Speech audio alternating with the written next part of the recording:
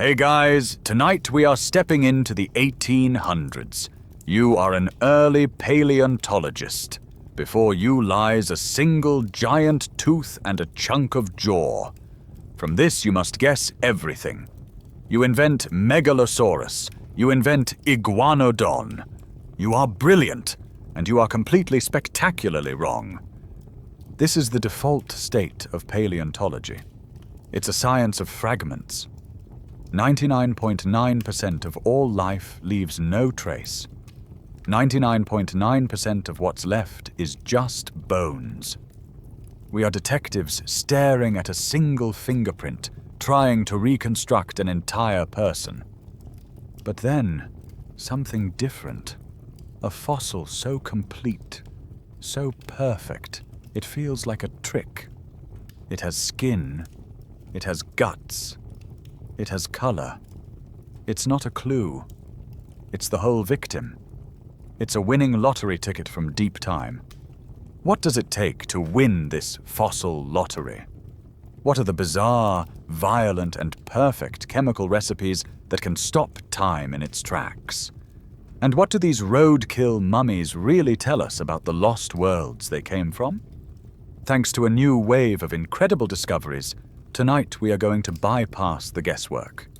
We're opening a photo album of the prehistoric world, looking at the creatures preserved so well they look like they died last week. Frankly, it makes you realize that most of our classic dinosaur posters are just educated fan art. So before you get comfortable, take a moment to like the video and subscribe, but only if you genuinely enjoy what I do here. That small click sends a big signal to the algorithm. That long-form, serious, educational content still matters. And to me, it's an incredibly meaningful show of support. Thank you so much for helping keep this channel going strong. It always fascinates me to see where you're all tuning in from. Let me know in the comments where you are in the world and what time it is for you. Now, dim the lights, maybe turn on a fan for that soft background hum, and let's ease into tonight's journey together. Your journey doesn't begin with a shovel. It begins with a single, simple question. Why does anything preserve at all? When an animal, any animal, dies, a clock starts. The universe wants it gone. Scavengers arrive within minutes. Maggots and beetles arrive within hours. But the real work, the true deconstruction, is done by the things you can't see. The bacteria, the fungi, the microscopic cleanup crew of this planet. They are ruthlessly efficient. They want the soft stuff first. The organs, the muscles, the skin. Then they go after the harder parts, the cartilage, the tendons. Given enough time and the right conditions, they will even break down bone. This entire process, from the moment of death to the final scattering of dust, is a science. It's called taphonomy. It is the science of everything that happens between death and discovery.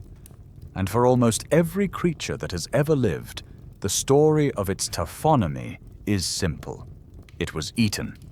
It rotted. It vanished. End of story. To become a fossil, you have to get lucky. You have to win the fossil lottery. The first ticket to winning is to get buried fast. You have to be sealed away from that cleanup crew, buried in a mudslide, sinking into a low-oxygen swamp, covered by volcanic ash. Anything that stops the rot, or at least slows it down. But even then, you're not a fossil. You're just a buried body. The real magic, the process we think of as fossilization, is called permineralization. This is what creates the normal fossils we all know. Water, rich in minerals like silica or calcite, percolates through the buried bone. As the original bone molecules slowly decay, these minerals crystallize in their place. It's a molecule-by-molecule replacement. After millions of years, the original organic bone is gone, But what's left is a perfect stone replica, a bone that is now made of rock. This is what fills our museums. It's an incredible process, but it's biased. It only works on the hard parts. Bones, teeth, shells, everything else, the 99% of the creature that truly made it what it was, its skin, its face, its heart, is gone. This is why those 19th century paleontologists got it so wrong. When Gideon Mantell found those iguanodon teeth in the 1820s, he had no modern reference. They looked like giant iguana teeth, so he scaled up an iguana. He put the creature's thumb spike on its nose, like a rhino horn. It was a brilliant, logical guess, and it was the best anyone could do with just a handful of stony fragments. This is the great, open, scholarly debate that simmers beneath all of paleontology. Is the fossil record a true history of life, or just a deeply biased story of the lucky few? Is it a detailed encyclopedia, or just a few torn-out pages of an epic, of which we will never read the full text? Tonight, we aren't interested in those torn pages. We are looking for the exceptions. We are looking for the ultra-preservation specimens, the ones that didn't just win the lottery. They hit the billion-dollar jackpot. These are the Lagerstätten. It's a German word, meaning storage place. These are fossil sites where the conditions were so perfect, so instantaneous, so chemically specific, that they did stop the rot. They preserved the soft stuff. They give us carbon film impressions of jellyfish. They give us the fossilized nervous systems of worms. They give us the gut contents of sharks. And then there's the other kind of jackpot, the mummies. These aren't permineralized rock. These are the actual physical remains of the creature. Skin, hair, muscle, dried out in a desert, flash frozen in a glacier, or pickled in a peat bog. These are the creatures that look like roadkill, the ones that blur the line between fossil and corpse. These are the specimens that let us ask questions we never dreamed of asking. Not just how big was it, but what color was it? Not just what did it eat, but what diseases did it have? Not just where are its bones, but where is its brain? To find our first jackpot, we have to travel back 500 million years, to a time when the Earth looked more like an alien planet, to a place where the lottery tickets were being handed out like flyers.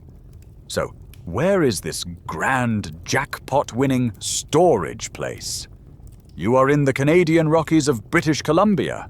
The air is thin and cold.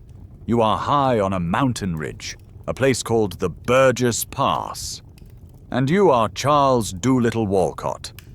It's 1909. You're not some amateur fossil hunter. You are the head of the Smithsonian Institution, one of the most powerful scientists in America.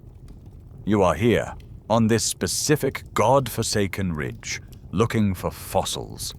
As the mainstream historical fact goes, Walcott's wife's horse slipped on a piece of dark shale, which broke open, revealing a fossil. A more likely story is that Walcott, an obsessive and brilliant field paleontologist, was simply doing what he always did, splitting rocks. He cracks open a piece of black, unassuming shale. Inside there is no bone. There is no shell. There is a delicate, black, shimmering impression. A stone butterfly, he calls it. It's a creature so strange, so alien, he can't place it. He names it Morella. You, Charles Doolittle Walcott, have just stumbled over the single most important fossil discovery on the planet. You have found the Burgess Shale. This isn't just a fossil bed. It is a portal. A 508 million-year-old snapshot of an alien planet that was, in fact, our own. So, What was the unique recipe that made this place win the fossil lottery? You are standing on what was the seafloor, but it wasn't a gentle sandy beach. Before you lies a massive underwater cliff, a limestone escarpment called the Cathedral Formation. On top of this cliff, in the warm, sunlit water, life was exploding. It was a reef, teeming with bizarre creatures, but at the bottom of this cliff was a deep, dark basin, and the water in this basin was anoxic. It had no oxygen. This was the perfect trap. Periodically, a mudslide would sweep over the edge of the high reef. This torrent of mud would carry with it a snapshot of the entire community. Predators, prey, scavengers, swimmers. They were swept down into the deep, dark, oxygen-free water and buried instantly. Here, the cleanup crew of bacteria and scavengers couldn't survive. The rot was stopped in its tracks. The immense pressure of the ocean and the sediment above flattened these creatures. Their organic bodies, their guts, their antennae, their eyes, were cooked down into a perfect, shimmering film of pure carbon. They are not 3D models. They are photographs, developed in mud over 500 million years. And what photographs they are! For decades, Walcott tried to make sense of what he found. He dutifully and incorrectly tried to shoehorn every bizarre creature into a known animal group. He described Anomalocarice as a shrimp tail and a jellyfish. He was completely wrong. It wasn't until the 1970s and 80s, when a team of scientists re-examined the fossils, that the true hallucinatory nature of this alien planet came out. You are swimming in this 500-million-year-old sea. The water is full of things. That shrimp tail Walcott found, that was one of 2 grasping spiked arms on the front of Anomalocarice, the abnormal shrimp.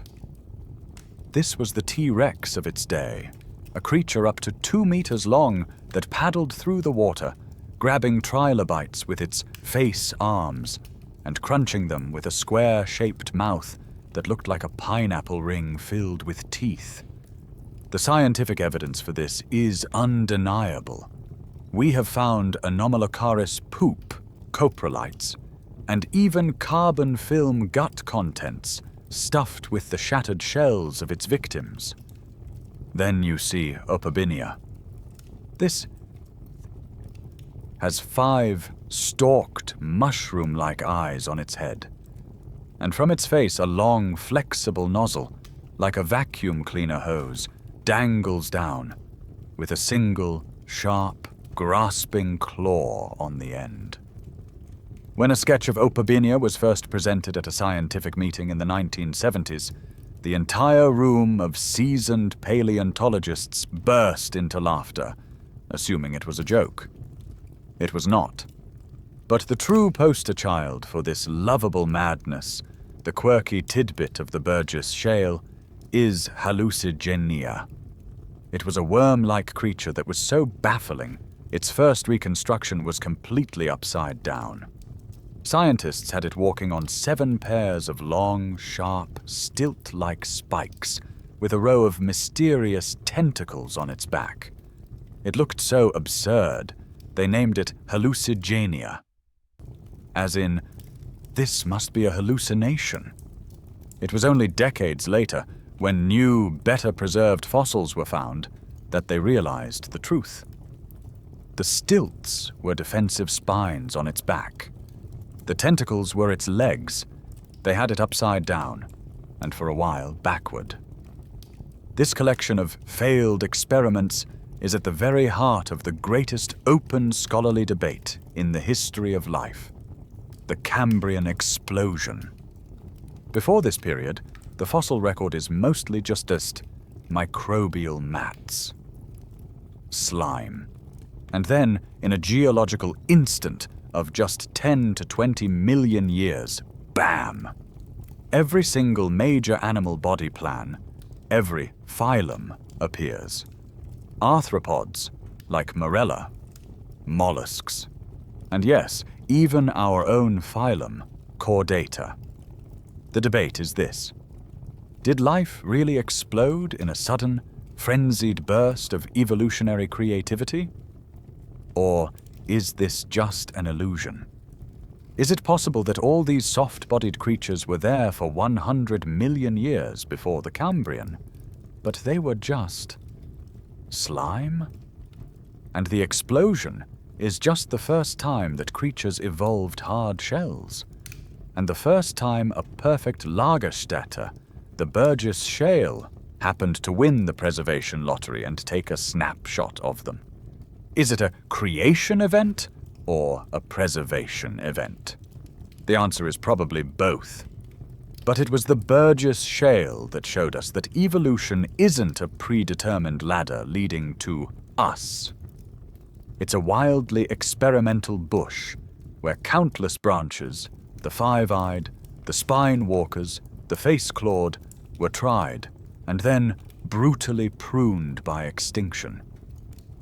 We just happened to be on a branch that survived. For a century, the Burgess Shale gave us the shapes of these alien creatures. It gave us their body plans, their armor, their legs, and their guts. This was a revolution, but it was still, in a way, just a collection of exquisite outlines, like a 500-million-year-old coloring book. We could see the what, but we couldn't see the how. How did these creatures think? How did they behave? You are asking to see a brain. That is, by all measures of taphonomy, an impossible request. A brain is not a bone. It has no hard parts.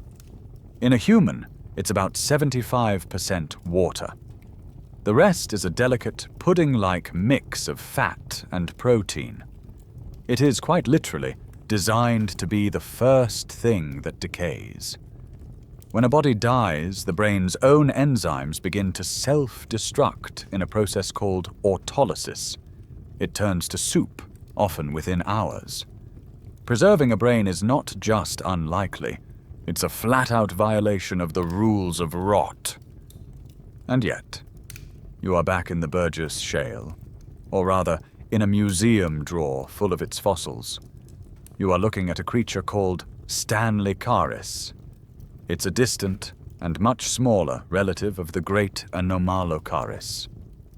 It's a funny-looking animal, about 20 centimeters long, with a wide segmented snow plow for a head shield, 2 stalked eyes, and a pair of grasping face arms. These fossils were collected decades ago, mostly in the 1990s. But now, it's 2022, and you have technology that Charles Doolittle Walcott would have considered magic. You aren't just looking at the rock with a magnifying glass. You are bathing it in high-energy X-rays. You are using scanning electron microscopes and X-ray fluorescence to map the chemical elements left behind in the rock. You are looking for the ghost, the faint chemical whisper of soft tissue. And then, you find it. Inside the head shield of a Stanleycaris fossil, right where a brain should be, you see a dark, carbonaceous smear. A ghost. This is the scientific evidence. It is the preserved brain of a 508-million-year-old predator. It's not just a smear. It's structured. It's bilateral. You can make out parts. This is the oldest fossilized brain of its kind, and it is a complete game changer. Because it's not a simple brain. It's shockingly complex. You can clearly see 2 distinct lobes. The first part, the protocerebrum, or forebrain, is connected to the eyes. And Stanleycaris didn't just have 2 eyes. Right in the middle of its head shield, it had a third, large median eye. This protocerebrum was the visual cortex, processing information from 3 separate light-detecting organs. The second part, the deutocerebrum, or midbrain, is a thick bundle of nerves, and its connections are also perfectly, beautifully preserved. They lead directly into those two grasping face arms. This was the creature's motor control center, a dedicated processor for its primary hunting weapons. This two-part structure, protocerebrum for eyes, deutocerebrum for face parts, is the defining characteristic of all arthropods. A modern spider, processing information from its 8 eyes, that's its protocerebrum. A lobster, tasting and feeling the water with its antennae, that's its deutocerebrum. You are looking at the blueprint.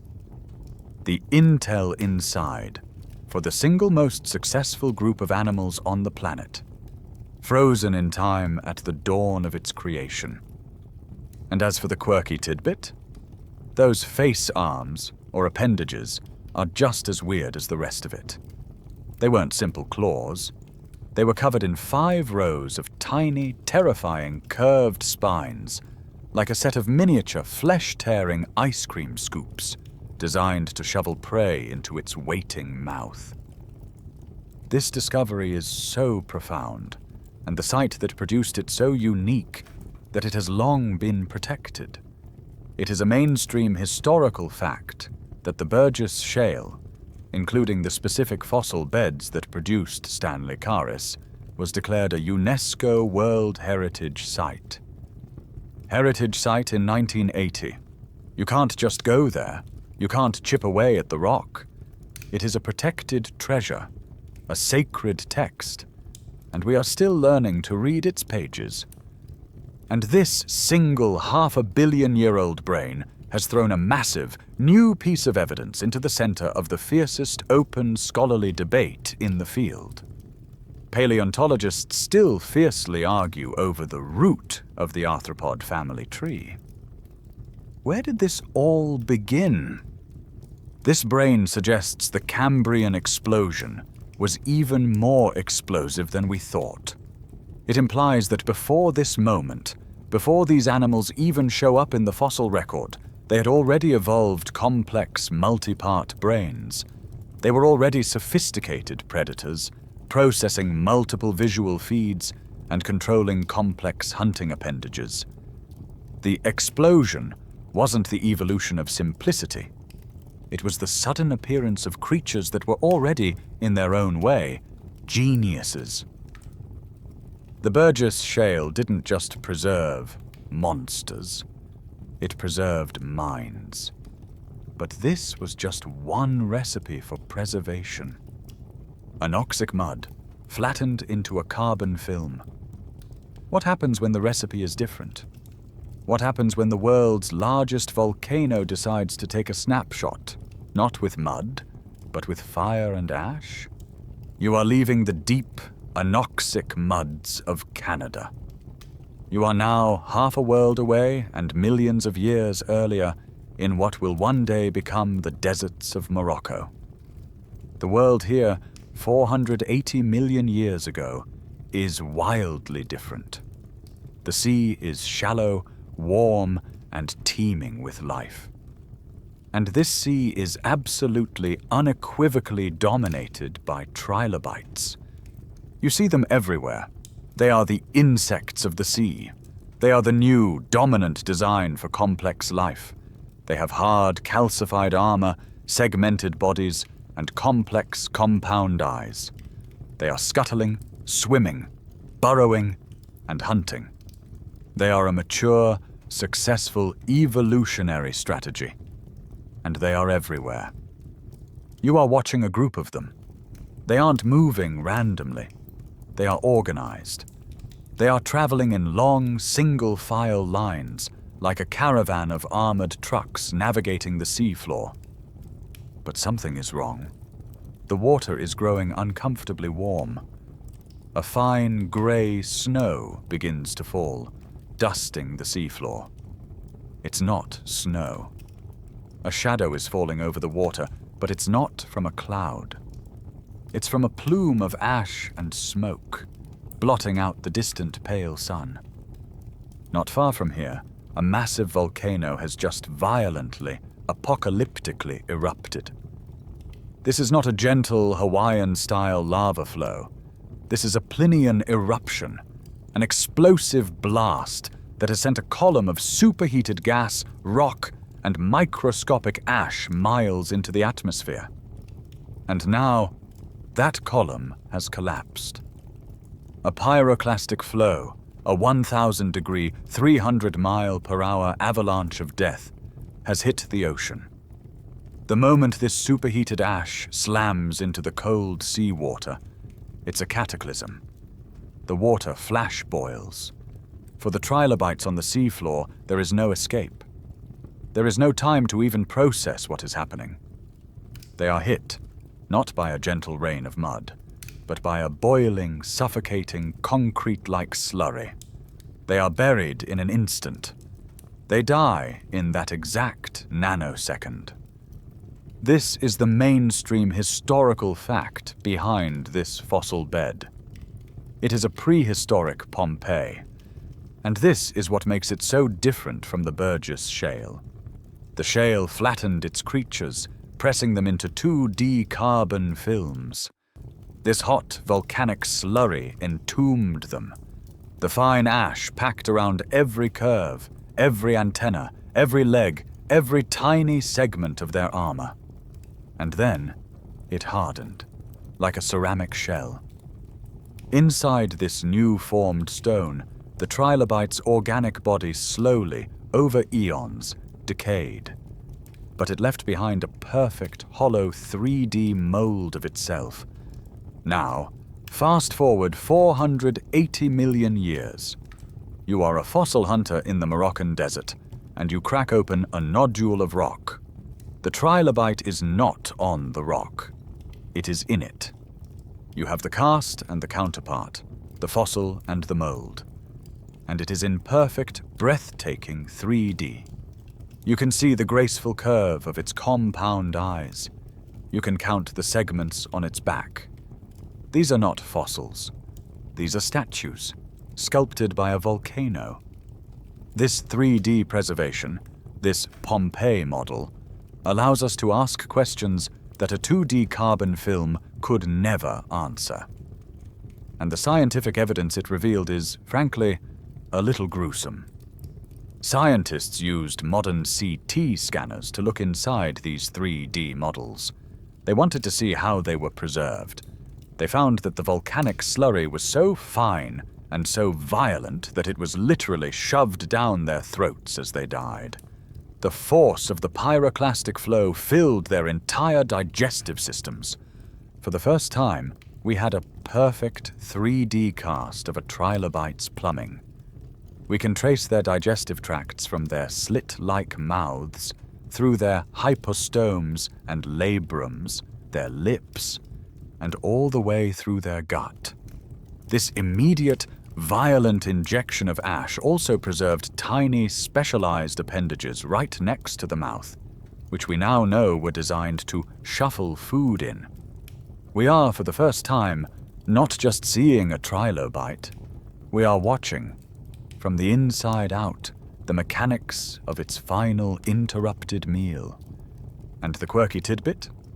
The preservation was so perfect, it didn't just catch the trilobites. It caught their roommates. On the outer shells, and even on the delicate legs of these fossils, scientists found other tinier animals. Specifically, small clam-like creatures called brachiopods. They were found still attached to the trilobites by their delicate, soft tissue stalks. This is a frozen moment of ancient symbiosis. A 480 million year old case of one animal hitching a ride on another, both of them sealed in the same instant of terror. All of this has fueled a massive open scholarly debate. What were they all doing? Why are so many of them found in these huge groups, often in those strange single-file conga lines? Paleontologists still argue over the social lives of trilobites. Were they migrating en masse, like modern spiny lobsters do, following some ancient chemical trail to new feeding grounds? Was it a defensive behavior? A strength in numbers strategy to confuse predators? Or was it something more intimate?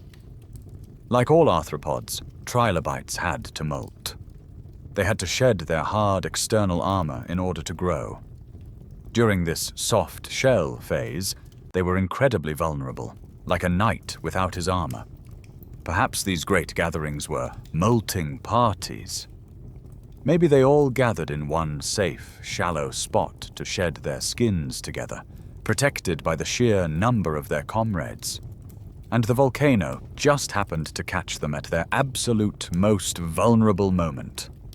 We've seen life preserved as a 2D carbon ghost.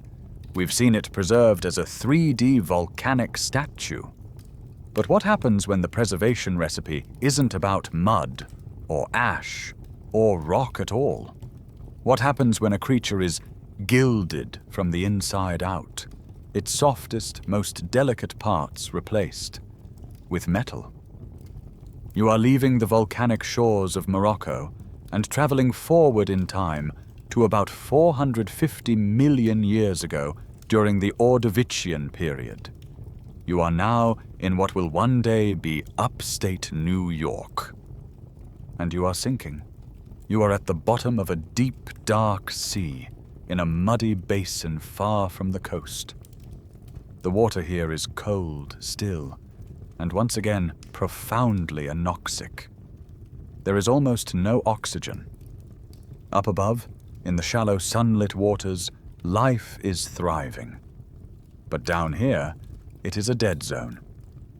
Every so often, a cloud of mud and sediment from the continental shelf, perhaps shaken loose by a storm or an earthquake, cascades down into this deep basin.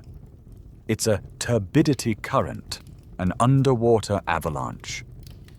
And it brings with it the unlucky creatures that were living in that shallow water mud. Trilobites. They are buried instantly, smothered in an anoxic ooze. It's a familiar story so far. It's the same setup as the Burgess Shale. Rapid burial, no oxygen. We should expect to find 2D carbon films, right? But this mud is different.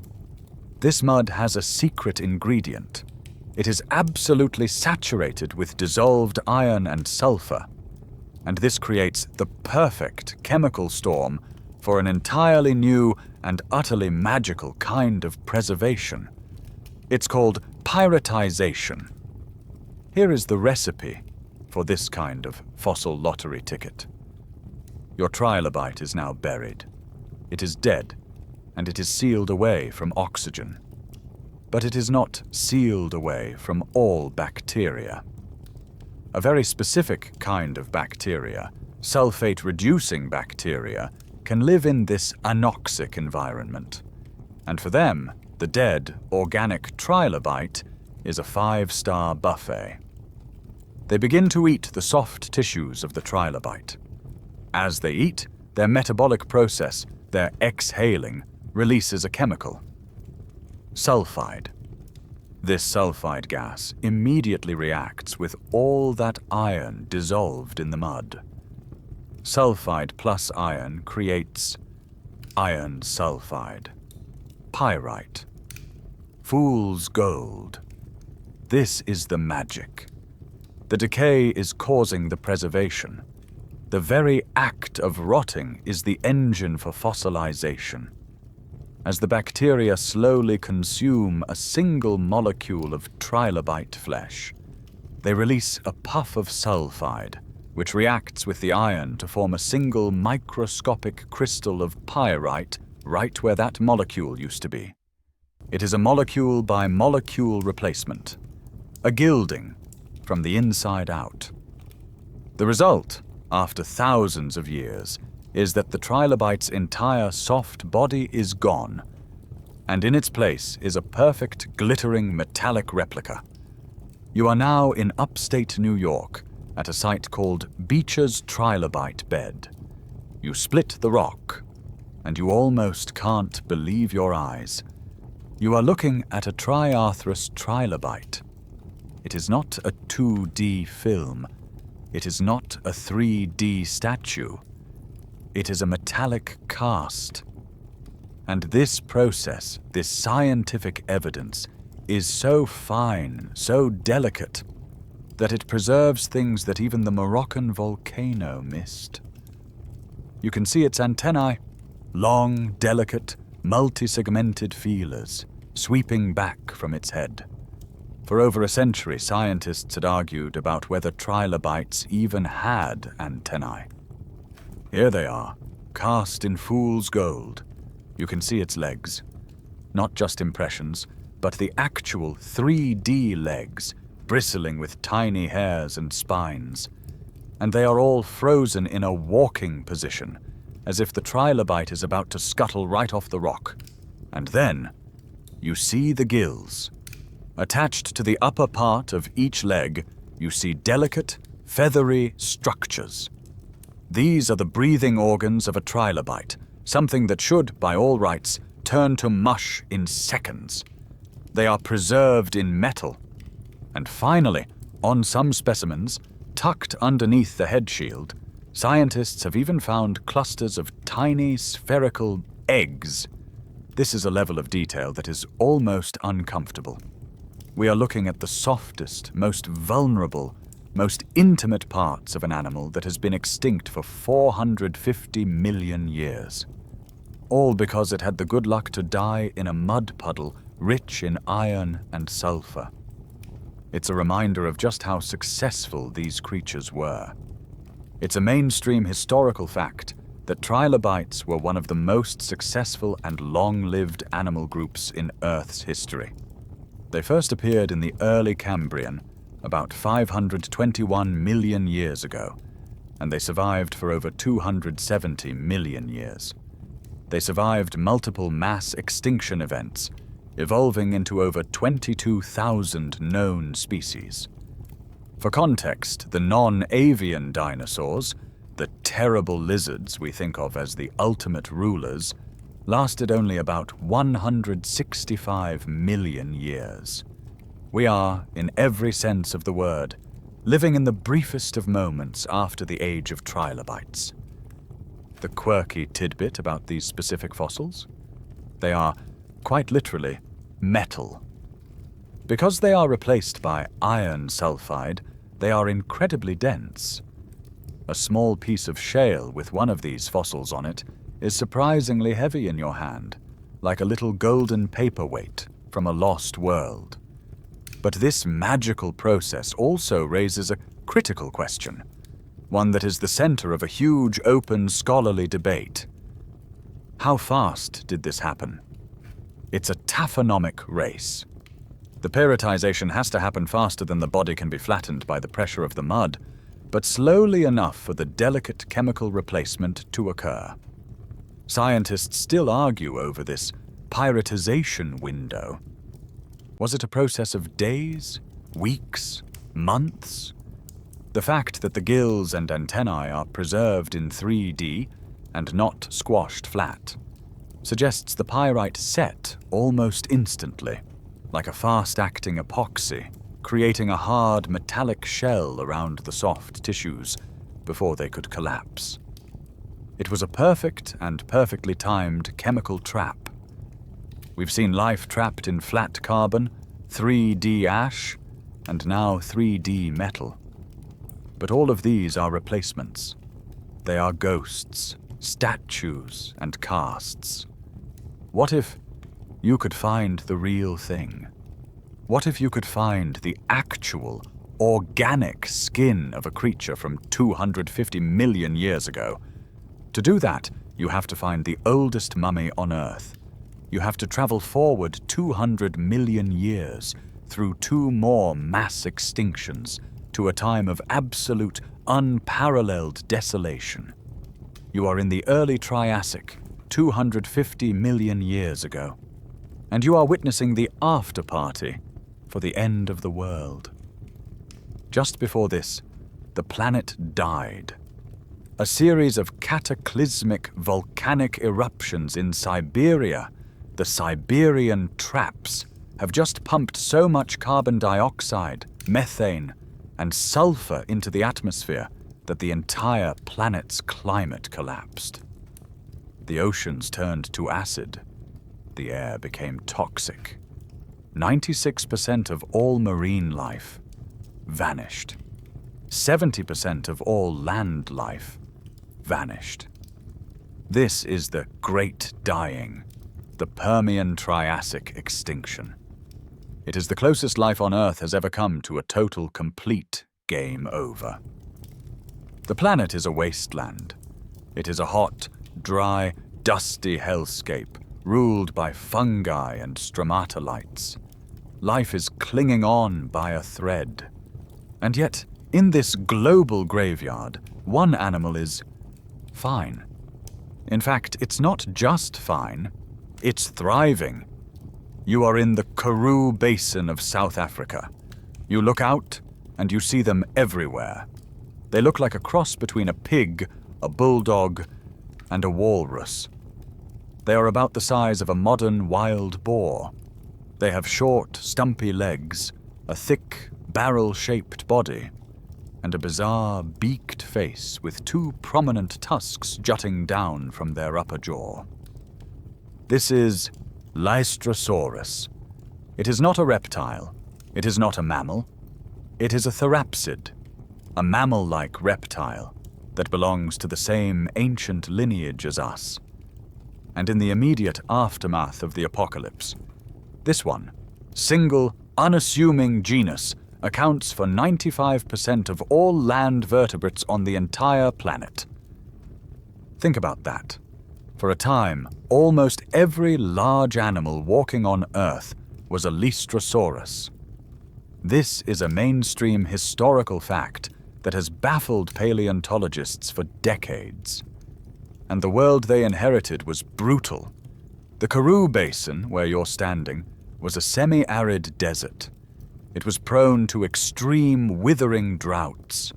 And it's this very environment, the harsh crucible that forged this unlikely survivor, that also created our next mummy. In 2022, scientists in the Karoo announced a discovery that shouldn't be possible. They had found a Lagerstätten mummy. At 250 million years old, it is by far the oldest true mummy of a land animal ever found. The preservation recipe here was not a mudslide or an iron-rich ooze. It was desiccation. You are watching the moment of its death. The animal, maybe it's old, maybe it's sick, collapses during a severe, punishing drought. The sun is relentless. There are no scavengers left to speak of. The carcass just bakes. The intense, dry heat and the arid wind suck all the moisture from its body. It's not rotting. It's curing, like a piece of prehistoric jerky. It desiccates, it mummifies, and then a dry, sandy windstorm finally buries its leathery, preserved body. This is not a cast. This is not a replacement. This is the actual skin of an animal that lived 250 million years ago. And the scientific evidence it provides is astonishing. It overturns 150 years of assumptions. We have always pictured these proto-mammals as either scaly like a reptile or, in more recent years, perhaps a little furry. The Lagerstätten mummy shows us neither. The skin is not scaly. It is thick, leathery, and dimpled with nodules and folds. The closest modern comparison? It's the hide of a hippopotamus or a rhinoceros. And the quirky tidbit that comes with it? It's completely, totally hairless. This was not a fluffy, cuddly proto-mammal. It was a naked, leathery, tusked, tough-as-nails survivor, perfectly adapted to its hot, dry, post-apocalyptic world. This one fossil, this one patch of skin, changes everything about how we picture the single most successful animal of its time. This find also adds a tragic new layer to the great open scholarly debate surrounding this creature. Why Lystrosaurus? Why did this one stumpy, beaked animal win the apocalypse? Scientists still argue over its superpower. Was it its burrowing ability? We know from its bone structure it was a powerful digger. Perhaps it dug its way through the worst of the extinction, hiding in cool, underground burrows. Was it its lungs? Its barrel chest and unique stance suggest it had an incredibly efficient respiratory system, able to handle the low oxygen dead zones of the early Triassic. Or was it just lucky? The 2022 discovery suggests a grimmer picture. The mummy was found not alone, but in a group of 7 other individuals, all buried together.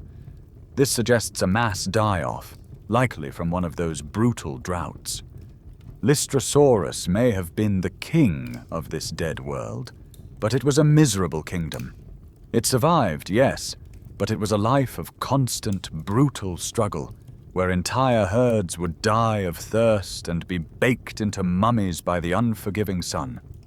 From this oldest of all mummies, we now have to jump forward over 170 million years. We are leaving the survivors of the Great Dying to find the most famous roadkill in all of paleontology.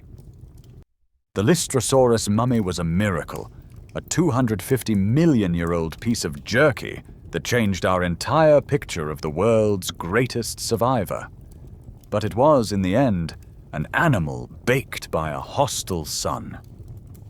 To find the true roadkill dinosaur, the one that looks so fresh you might just check your rearview mirror. We have to travel forward 170 million years.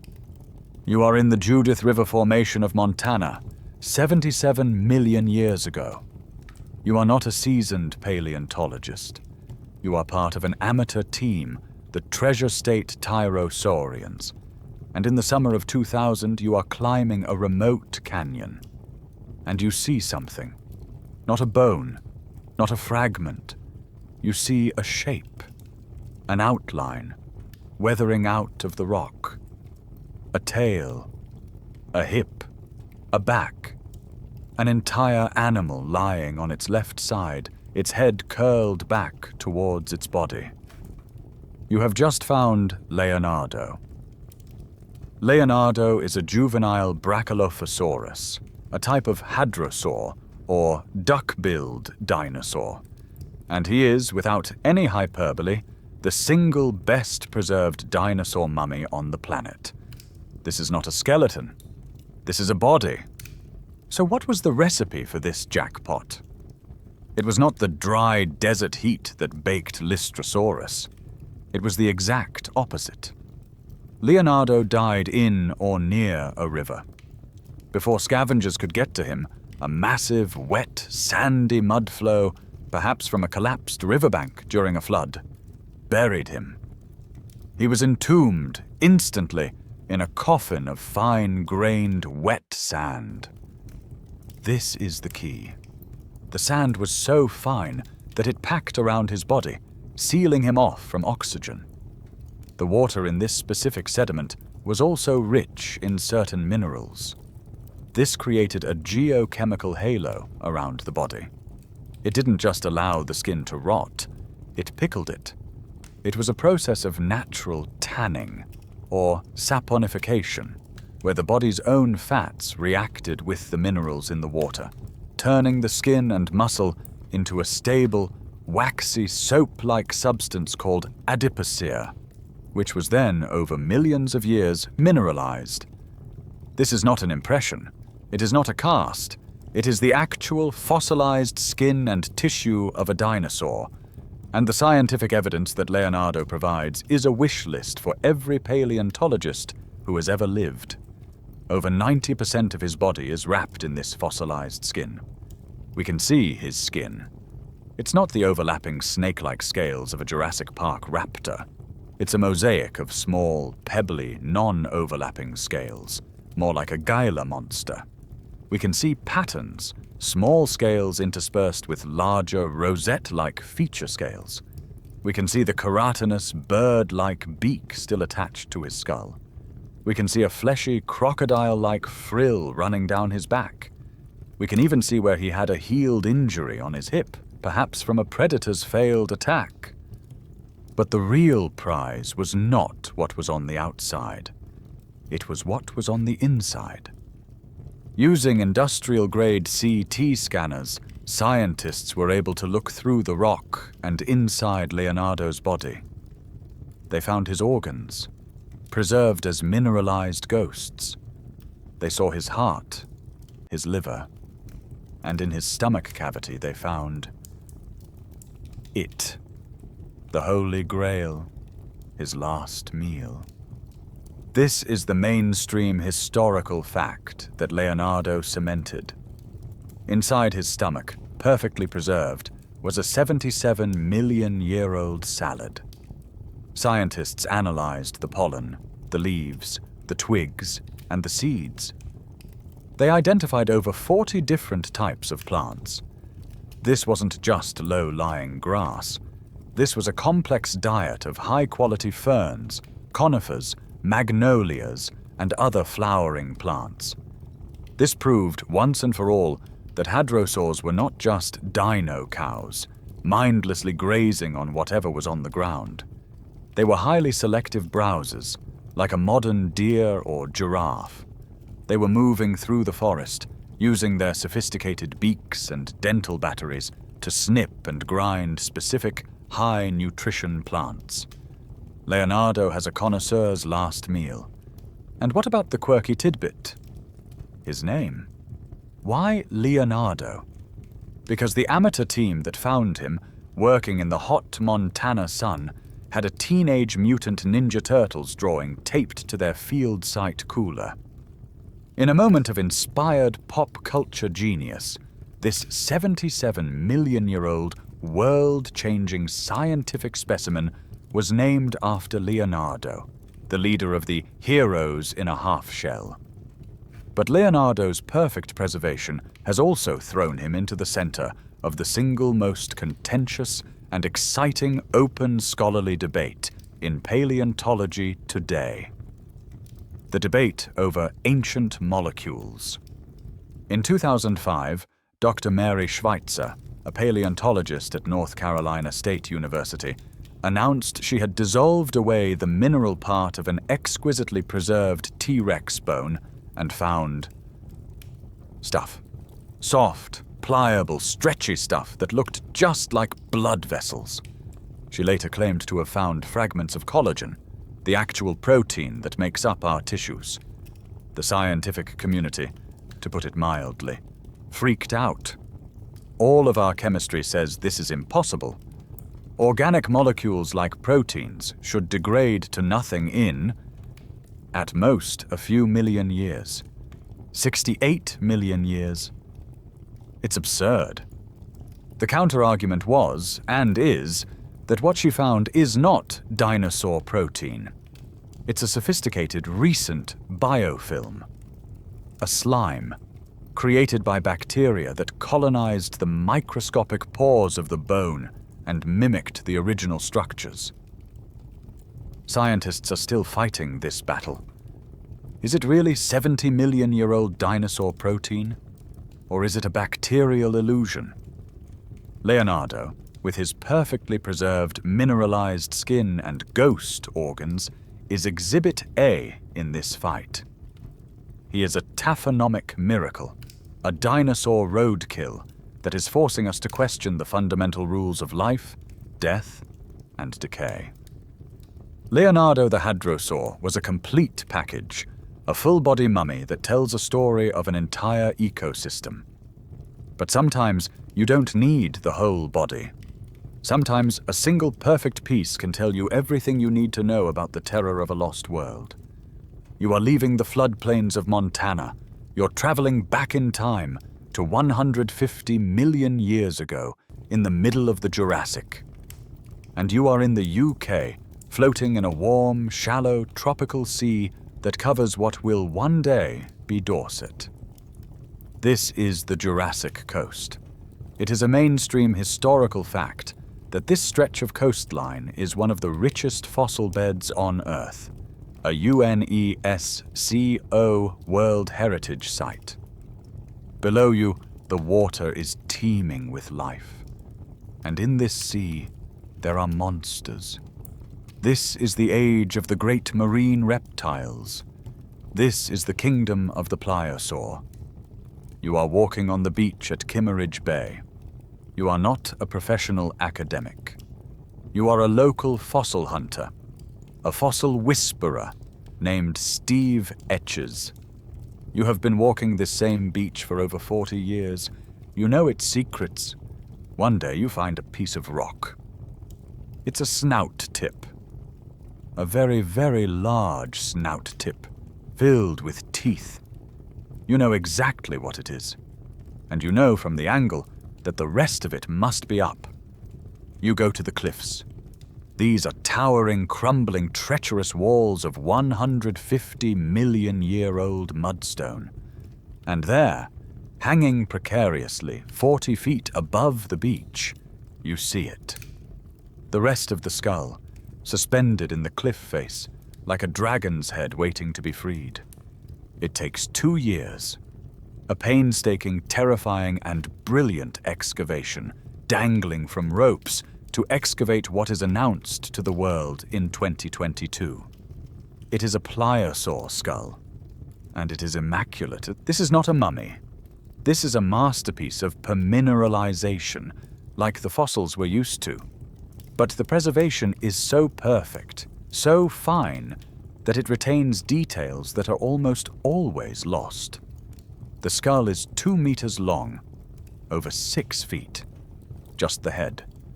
The creature it belonged to would have been over 10 meters long, a 33-foot bus of muscle and teeth, the absolute apex predator of its time. But the skull, it is the business end. And its business was death. The scientific evidence starts with the teeth. There are 130 of them, and they are not just fossils. They are knives.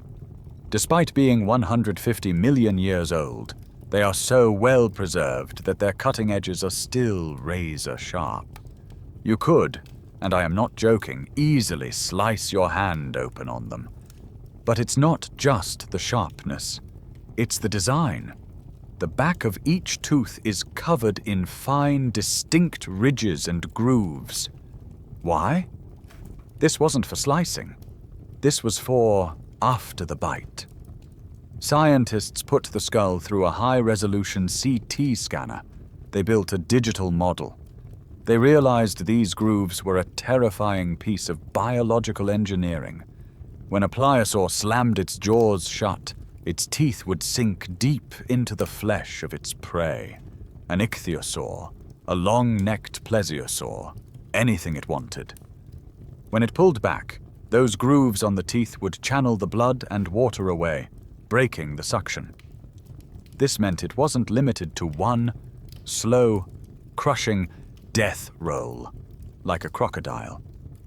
It could bite, release, bite, release, in a series of catastrophically fast, piston-like attacks, inflicting catastrophic blood loss and dismemberment in seconds. This was a predator built for speed killing. And the CT scan revealed more. The bone of the snout is not solid. It's riddled with small pits and chambers, the sensory pits.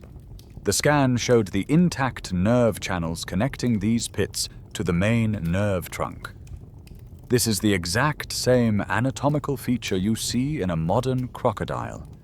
This means that as the pliosaur swam, these pits would detect tiny changes in water pressure. It didn't just hunt by sight. It could feel the panicked vibrations of a wounded fish. It could sense the movements of its prey in dark or murky water. It was a smart hunter. And the skull itself? The bite force was calculated from the massive muscle attachment points. The result? 33,000 newtons of force. That is twice the bite force of a large, modern, saltwater crocodile. It is one of the most powerful bites in the history of life on Earth. And the quirky tidbit: this world-changing, terrifying monster skull isn't in the British Museum in London. It's in a small, local museum in the village of Kimmeridge. A museum that Steve Etches, the fossil hunter who found it, built himself. It's essentially a purpose-built, high-tech shed in his garden, housing one of the most important marine reptile collections on Earth. This one, Perfect Skull, has, of course, ignited a new open scholarly debate. Scientists are now arguing, what is this thing? The skull is so complete, but also so unique, that it doesn't perfectly match any other pliosaur ever found. Is this a new undiscovered species? A new genus? Is it the ultimate final form of the pliosaur lineage? The Godzilla of the Jurassic seas? And the biggest question of all, where is the rest of it? The excavation team is adamant. The skull was found articulated, and the cliff continues. The rest of the body, the 30-foot-long skeleton of this Sea Rex, is almost certainly still in that cliff, waiting. The hunt is on. We've seen life preserved in perfect 3D, down to the soft tissues of its face. But what happens when the preservation recipe isn't about minerals, or ash, or mud at all? What if it's a chemical? Pickling? And what if the mummy it creates is human? We have seen prehistoric life preserved in stone, in metal, and in mineralized ghosts of tissue. We have seen how the Earth can replace organic material, creating a perfect, rocky replica. But what happens when the Earth doesn't replace the body, but pickles it? You are leaving the age of dinosaurs. You are leaving the deep, ancient seas. You are in Northern Europe, Denmark, Germany, Ireland. And you are in the relatively recent past, the Iron Age, just a few centuries before the dawn of the Roman Empire. You are walking across a strange, quiet, and seemingly sterile landscape. A peat bog. These bogs, which cover vast areas of northern Europe, are wet deserts. They are landscapes built, layer by layer, over thousands of years from a single humble plant. Sphagnum moss. As the moss grows, the old layers underneath die, but they don't fully decompose. They just get compressed, year after year, forming a dense, waterlogged, acidic mat. This environment looks soft and forgiving. In truth, it is one of the most perfect preservation machines on the planet. It's a swamp tannery. And the recipe here is completely different from anything we've seen before. It is a precise, 3-part chemical trap. First, the water in the bog is extremely acidic, thanks to the sphagnum moss. It's often as acidic as vinegar. Almost no cleanup crew bacteria can survive in it. Second, the bog is anoxic. There is little to no oxygen in the deep, waterlogged peat, halting decomposition. But the third ingredient, the magic ingredient, is a chemical the sphagnum moss itself releases as it decays. It's a complex carbohydrate called sphagnum. This chemical is, for all intents and purposes, a tanning agent. It's the same principle as using tree bark to tan leather. When a body, an animal, or a person falls into this bog, this chemical trap gets to work. The cold, oxygen-free, acidic water stops the rot, and the sphagnum begins to tan the soft tissues. It cross-links the collagen in the skin, the hair, the muscles, and the internal organs, turning them into a dark, brown, durable, leathery substance. But here is the catch. The high acidity does something else. It dissolves calcium. The result is a perfect antifossil. The bones, the very things that always preserve, are dissolved to a soft, decalcified, rubbery nothing. and the skin, hair, and organs, the things that never preserve, are tanned into a perfect, permanent mummy. This brings you to the afternoon of May 6th, 1950. You are in the Tollund Bog in Denmark. You are one of two brothers, Viggo and Emil Højgaard, and you are cutting peat bricks for fuel, just as your family has done for generations. You sink your spade into the dark, wet peat, and you find a face. This is not a skull. This is a face. It is dark brown, leathery, and stubbled. It is so perfectly, horribly preserved that your first thought is not fossil. Your first thought is murder. This is the quirky tidbit that accompanies almost every bog body discovery. The Højgaard brothers immediately called the police. They were convinced they had stumbled upon the victim of a recent local crime. The man's face was calm, his eyes gently closed. He looked like he was sleeping. The police were baffled. They brought in an archaeologist who recognized the context. A carbon dating test was run. The recent murder victim was not from the 1950s. He was from the 4th century BC.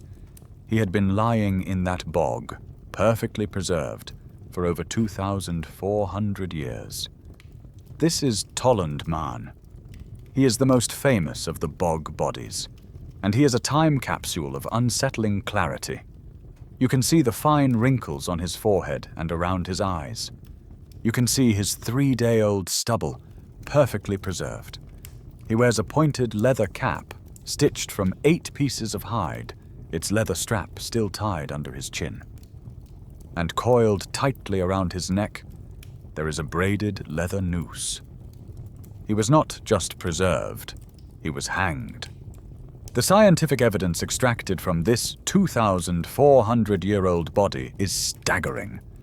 His internal organs, his heart, lungs, and liver, were perfectly tanned. This allowed scientists to look inside his stomach and intestines to find his last meal. It was not a feast. It was a humble, almost sad porridge. Analysis of the gut contents, a mainstream historical fact, revealed it was a gruel made of barley, flax, and a variety of wild seeds, specifically gold of pleasure and not grass. There was no trace of meat, no fruit, no fine bread. Just a simple grainy mush, perhaps the last of the winter's store. This one, tiny preserved meal gives us an invaluable snapshot of the Iron Age diet. But it also adds a chilling layer to the great open scholarly debate surrounding Tollund Man and the hundreds of other bog bodies found across Europe, while scholars are still in a deep and often dark debate about their fate. Were they common criminals? Was Tollund Man executed for a crime, and then, as an unclean person, denied a proper burial and dumped in the bog, a place of wasteland? The noose certainly points to execution. Or was it something else? The bogs were a liminal space to Iron Age people, a place that was neither land nor water, a gateway to the underworld or the realm of the gods.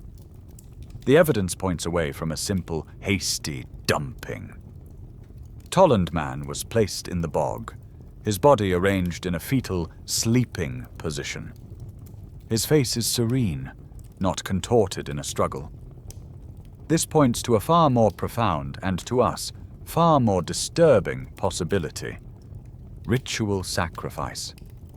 Was this man, perhaps a king or a high-status individual, given to the bog gods? Was his humble seed-filled last meal a part of that ritual, an offering of the very seeds they hoped the gods would bless in the coming spring? We will never know, but unlike a dinosaur bone, Tollund Man's preservation is not a scientific curiosity. It is an unsettling human connection. We are staring, quite literally, into the 2,400-year-old face of a man, and we are left to endlessly debate the cold case of his final, peaceful, terrifying moments. The tanning recipe of the peat bogs gave us a perfect, leathery, boneless human. It's a chemical trick, a specific pickling process that works wonders on skin but wages a chemical war on calcium. To find a mummy that has everything, skin, bones, muscle, hair, and organs, we need to stop the clock entirely. We don't need to pickle the body. We need to freeze it. You are leaving the damp, acidic bogs of Europe. You are traveling far, far north to the vast, frozen expanse of the subarctic. You are in Siberia, in Alaska, in northern Canada. You are in the realm of the permafrost. The permafrost is exactly what it sounds like. Permanent frost. It is a layer of soil, gravel, and sediment, held together by ice, that has remained frozen solid for at least 2 years. But at least 2 years is a bit of an understatement. Much of the permafrost you're standing on has been continuously frozen for tens of thousands of years. Some of it for over 700,000 years. This isn't a recipe for preservation. It's a pause button. It is a 40 million square kilometer freezer, and it is packed with the frozen, perfectly preserved remains of the last ice age. And now, that freezer is thawing. For decades, we knew these mummies were there. But now, as our climate warms, the permafrost is beginning to melt. This is an ecological catastrophe on a global scale. But for paleontology, it is, to be blunt, a gold rush. The thawing ground is, quite literally, releasing its frozen ghosts. You are in Alaska, near Fairbanks, in 1979. A team of gold miners is using a hydraulic hose to blast away the frozen soil, a 36,000-year-old layer of muck and ice. And out of the slurry, a shape tumbles. It is dark, complete, and frozen solid. It's a bison. This is Blue Babe, and he is our first and perhaps most famous ambassador from this lost, frozen world. Blue Babe is a 36,000-year-old steppe bison, an extinct species that was larger, with more impressive horns than its modern descendants. This is not a skeleton. This is a carcass.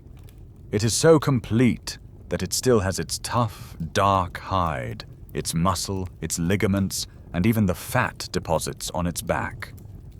The preservation is so exquisite, you can see the story of its death. This is the scientific evidence.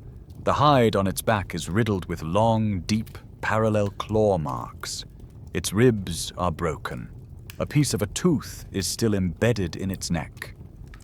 This was not a peaceful death. Blue Babe was attacked, hunted, and partially eaten by the apex predator of the Ice Age, the American lion. We can reconstruct his final moments. The lions, likely a pride of them, brought him down. They began to feed, ripping into the thick hide on his back. But something interrupted them. Perhaps a blizzard, or the sheer, brutal, instantaneous cold of an Alaskan winter night, which can drop to minus 60 degrees Fahrenheit. The lions abandoned their kill. And before the smaller scavengers, the Arctic foxes or the wolverines, could get to him, the carcass flash froze.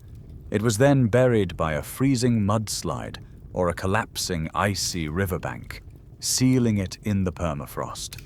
A 36,000-year-old steak, still in its wrapper, waiting to be found. But why the name Blue Babe? This is a mainstream historical fact, and a fascinating bit of taphonomy. When he was found, his dark skin was covered in a beautiful, eerie, bright blue powder. This wasn't part of the bison. It was a mineral, vivianite, an iron phosphate mineral that had crystallized on his skin after he was buried. The phosphates from his decaying flesh reacted with the iron in the groundwater, frosting his entire body in a layer of blue crystals. He was, quite literally, a blue bison. This discovery was so profound, so visceral, that it led to the single strangest and most famous quirky tidbit in the history of paleontology. In 1984, after the research was complete, the team at the University of Alaska Fairbanks, who had studied him for years, decided to honor him in the most primal way possible. They wanted to know this animal. They thawed a small piece of his neck muscle, the part that had been clawed by the lions, and they ate him. They stewed the 36,000-year-old meat and served it to the entire team. This wasn't a joke. It was a communion. They were, in their own words, tasting the Ice Age. And the review? The meat was tough, with a strong earthy flavor and the faint, unmistakable aroma of the mud it was buried in, with a whiff of mushrooms. This incredible preservation, of course, feeds right into the great open scholarly debate about all permafrost mummies. How fast was the freeze? Scientists still argue over the exact conditions. To preserve a body this well, you can't just let it get cold. It can't sit on the tundra for a week while the temperature slowly drops. Scavengers would get it. Bacteria would get it. It has to be a flash freeze. The leading theory for these perfect mummies is that they died in a wet environment that then froze.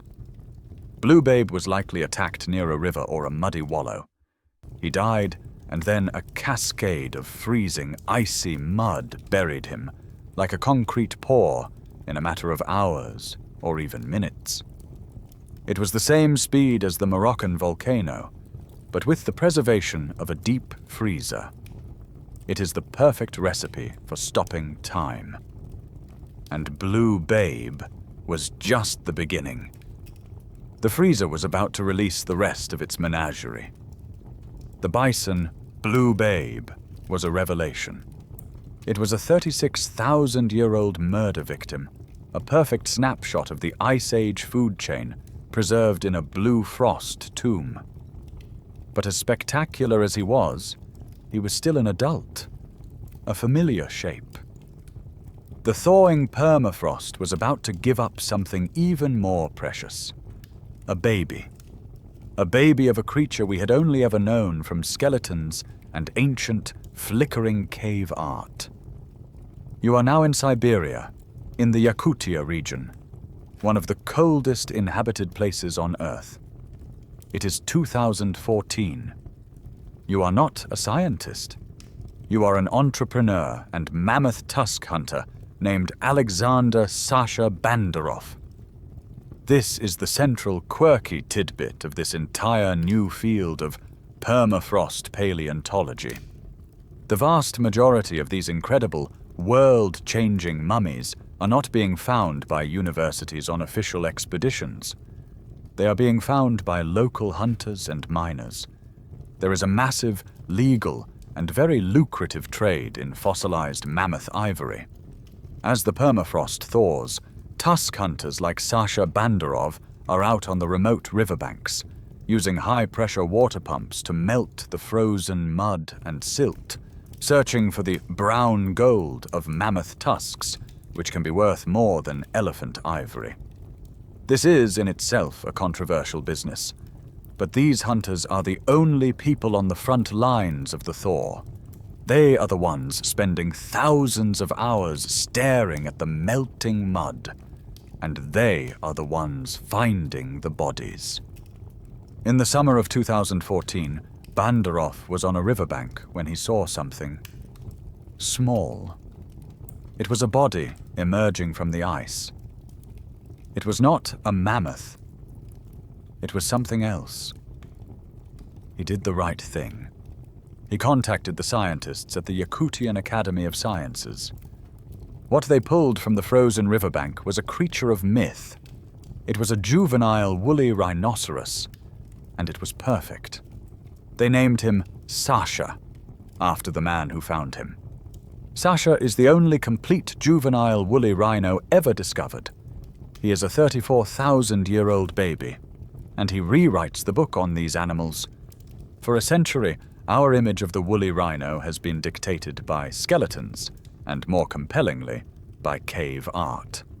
The mainstream historical fact is that our deep ancestors, the Paleolithic artists of caves like Chauvet in France, were obsessed with these animals.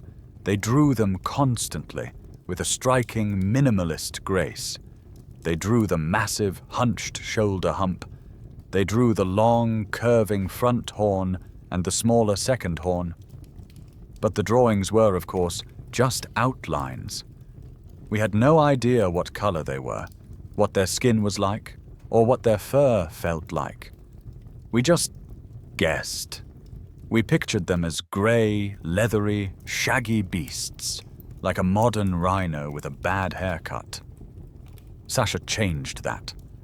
This baby, who was only about 18 months old when he died, is not gray. His fur, which covers his entire body in a thick, woolly coat, is a soft, light, strawberry blonde color.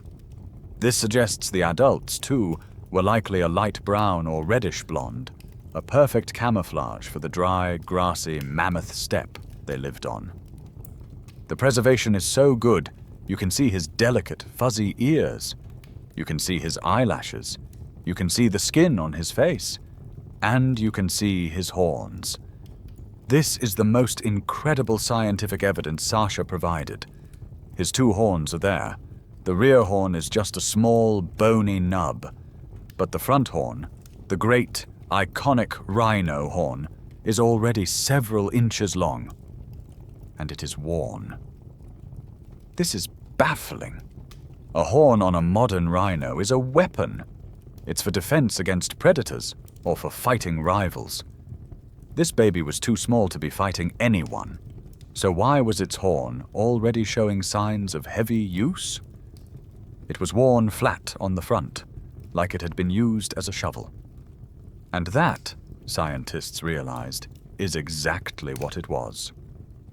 Sasha, even as a juvenile, was using his horn to sweep aside the snow to find the dry, frozen grass underneath.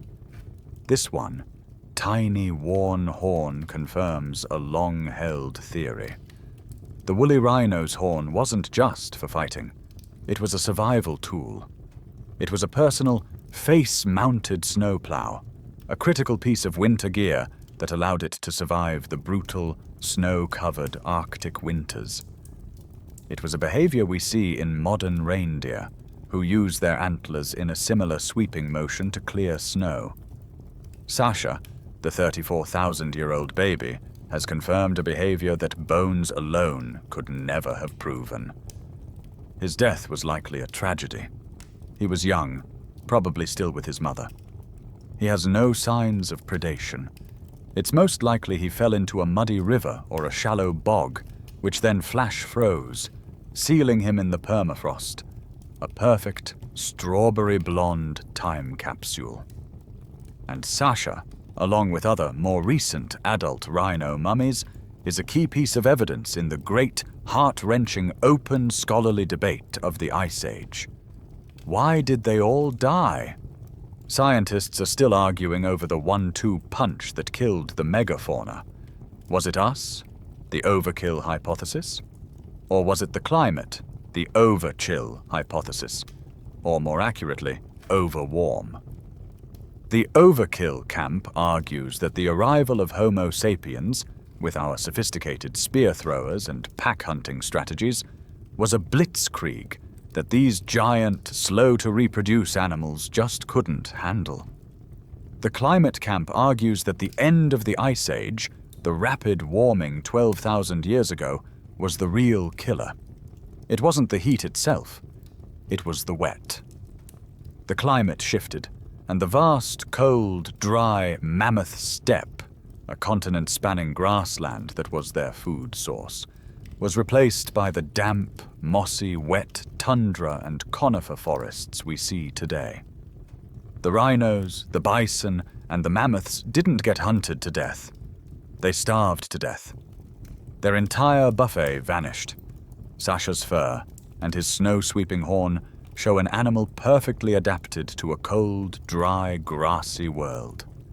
The mummies themselves are the best evidence that when that world disappeared, they had nowhere else to go. The woolly rhino was a key player, but the permafrost was also holding the apex predator of this lost world. It was holding kittens. Sasha the baby rhino was a creature of myth, a strawberry blonde herbivore built to plow snow with its face.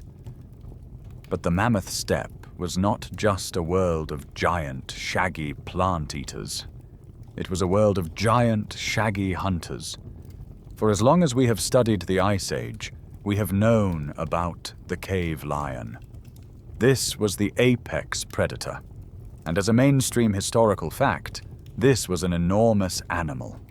Based on skeletons and the footprints they left behind in hardened mud, we know the Eurasian cave lion, Pantherus belea, was a beast, up to 25% larger than a modern African lion. It was a specialist hunter of bison, horses, and reindeer, and perhaps even young mammoths. Like the woolly rhino, our primary window into its life was the art our ancestors left behind. In caves like Chauvet, they are drawn with an almost obsessive, spiritual reverence. The artists captured their power, their muscular grace, and curiously, they almost always drew them without manes. This was a key detail, a hint about their appearance. But it was still just a 2D outline, a ghost on a cave wall. We had no idea what they really looked like. We had no idea what color their fur was.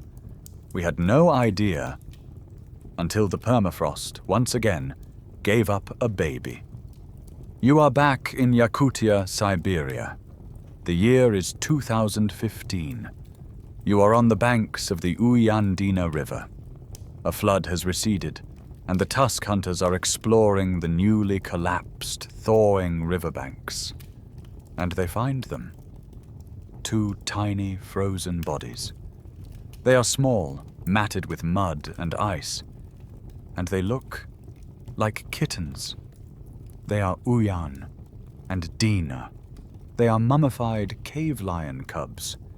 The world had never seen anything like this, but the permafrost was just getting started.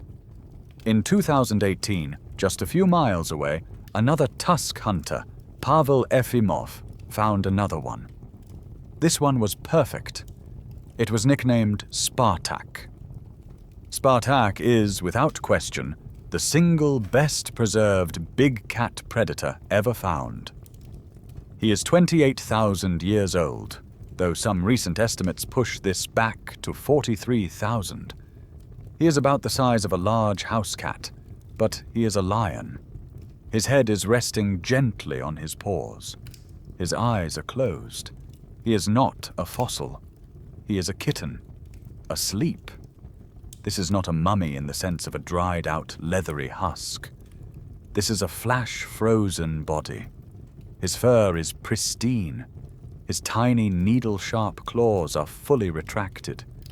His whiskers, delicate and white, are still rooted in his face. His ears are perfect. All of his internal organs are intact, and this is where the scientific evidence becomes a heartbreaking, intimate story. Scientists gave Spartak and his siblings a full, non-invasive autopsy via CT and MRI scans. They were tiny, yes, but very young. They were only 1 or 2 weeks old. They were so young, their baby teeth hadn't even finished erupting. And the scans revealed the most tragic detail of all. Their stomachs were empty. This paints a perfect, devastating snapshot of their final moments. This was not a hunt. This was not a flood. These kittens were in their den. Their mother, the great 500-pound lioness, was out hunting, perhaps for days, trying to find enough food to feed herself and her new litter. And while she was gone, the den, dug into the unstable icy soil of the permafrost, collapsed. The cubs were not crushed. They were entombed. They were buried alive, in an instant, in a coffin of freezing mud and ice. They likely suffocated in minutes, and their bodies were flash-frozen before a single molecule could begin to decay. It is a 28,000-year-old tragedy, a moment of life and death in the Ice Age, preserved with a clarity that is almost too painful to look at. But from this tragedy we have learned everything. This is the quirky tidbit that rewrites all the textbooks. For the first time, we saw their fur, and it was not the uniform, tawny beige of an adult lion. Just like modern lion cubs, the cave lion babies were spotted. Spartak's fur is a beautiful, thick, golden blonde, and all over his back and flanks he has a faint but unmistakable pattern of dark, rosetted leopard spots. This is a critical piece of evolutionary information, a ghost pattern that modern lions still have as babies, but which fades with age. The cave lions, it seems, were no different. Their fur was also thicker than a modern lion's. It was a dense, woolly undercoat, a perfect adaptation for a creature born into a world of -40-degree winters. These perfect spotted kittens are now at the very center of the biggest open scholarly debate in big cat evolution. Were they really lions? Paleontologists are in a fierce argument over their family tree. For a century we have called them cave lions, Pantherospelea, a separate extinct species that split off from the true lion lineage hundreds of thousands of years ago. But are they? Now, we have what we've never had before: perfect DNA. The tissue from these frozen kittens is so pristine, their genomes can be sequenced as easily as a modern animal's. And the DNA evidence is challenging the old assumptions. The latest studies suggest the cave lion is not a separate species. It is, in fact, a subspecies of the modern lion, Panthera leo. They are, genetically, just a very large, very cold-adapted, maneless version of the same animal you'd see in the Serengeti today. This implies that at one point, the lion was the single most widespread large land mammal on the planet, after us. One single species, Panthera leo, had a range that stretched from the southern tip of Africa all the way across Europe, all the way across the Siberian land bridge, and all the way down into North America, where we call it the American lion. The lions of the Ice Age were not a different animal.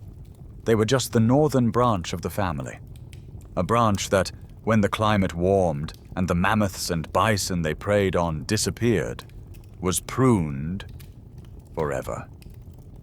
These tiny frozen kittens are not just a curiosity. They are the Rosetta Stone for understanding the apex predator of the Ice Age. And they are not even the most famous mummy the permafrost has given us. That honor belongs to the queen of the Ice Age herself. The frozen lion cubs are a 28,000-year-old tragedy, a perfect, heartbreaking snapshot of a den collapse. They are, in their own way, flawless.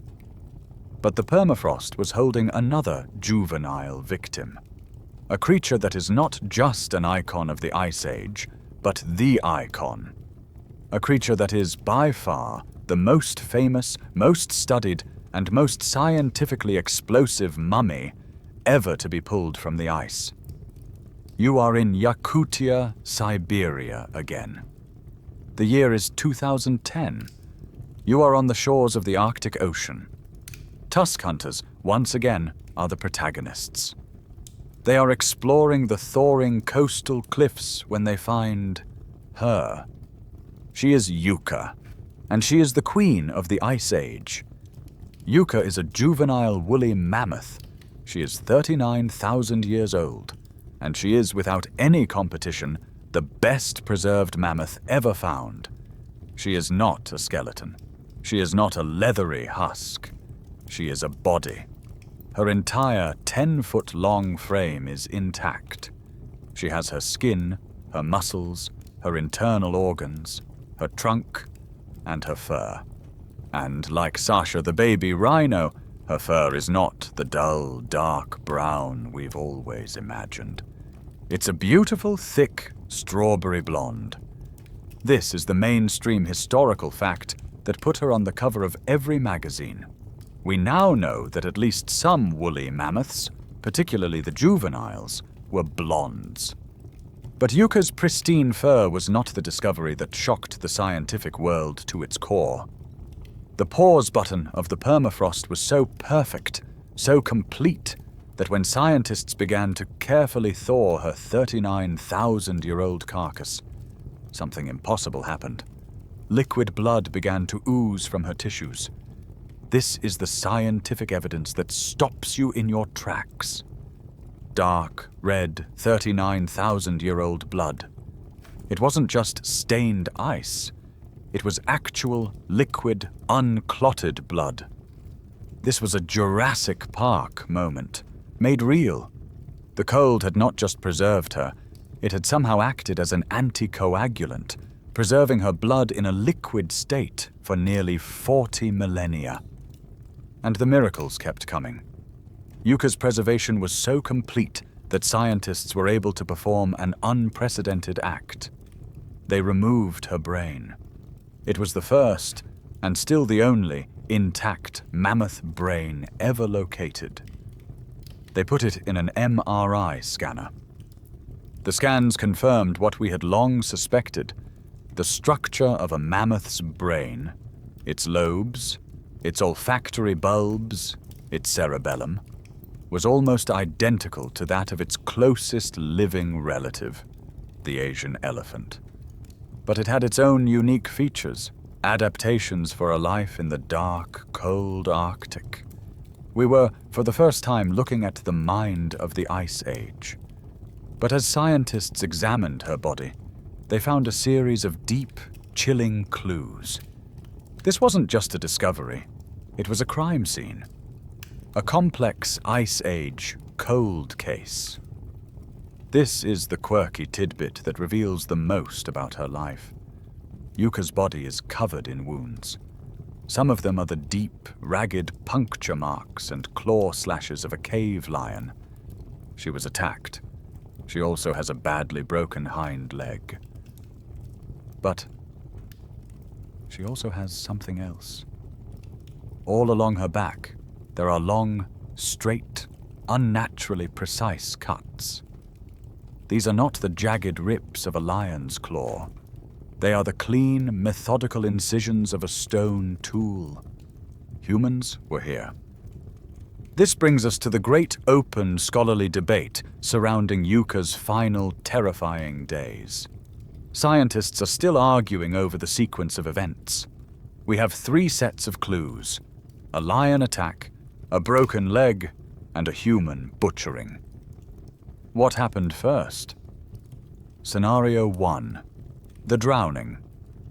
This is the official video theory. Yucca, perhaps fleeing the lions, got stuck in a mud bog or a swamp. She broke her leg in the panic and drowned. Then, after her death, the lions came back to scavenge the parts they could reach, and then humans found the carcass and methodically stripped the most valuable parts, the fat and meat from her back. Scenario 2. The lion kill.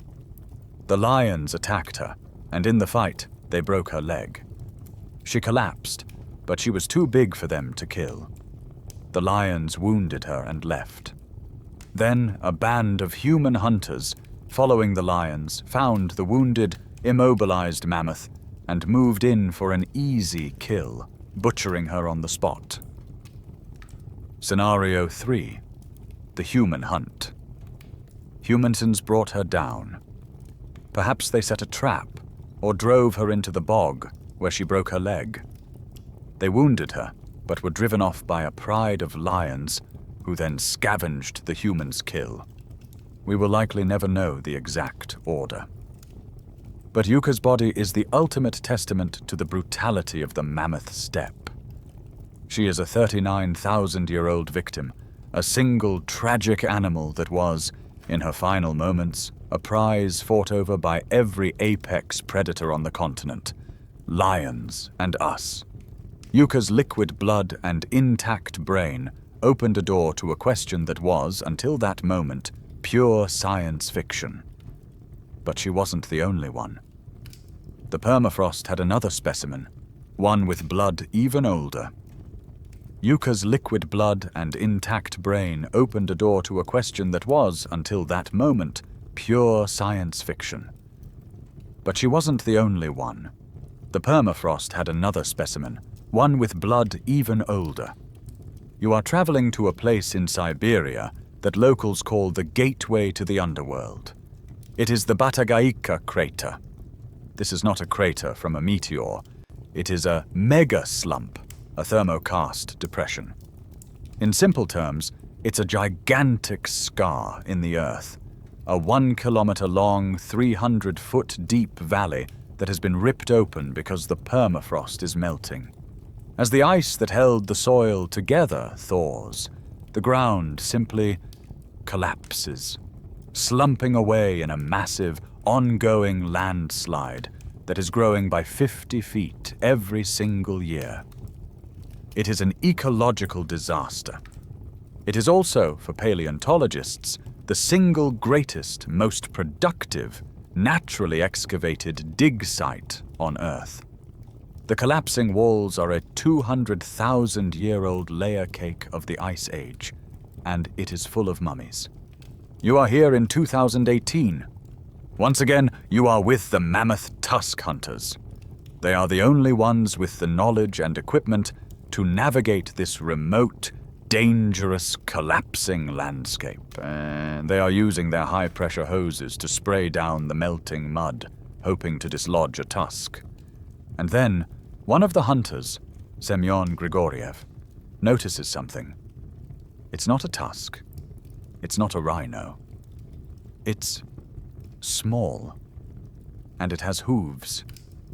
What the team pulls from the 100-foot deep layer of thawing mud is, in its own way, even more perfect than Yuka. It is a 100% complete baby horse. Not a single hair is out of place. It is a 42,000-year-old Lena horse, Equus lenensis, an extinct species that once roamed the mammoth steppe in great herds. This isn't a mummy. This is a specimen.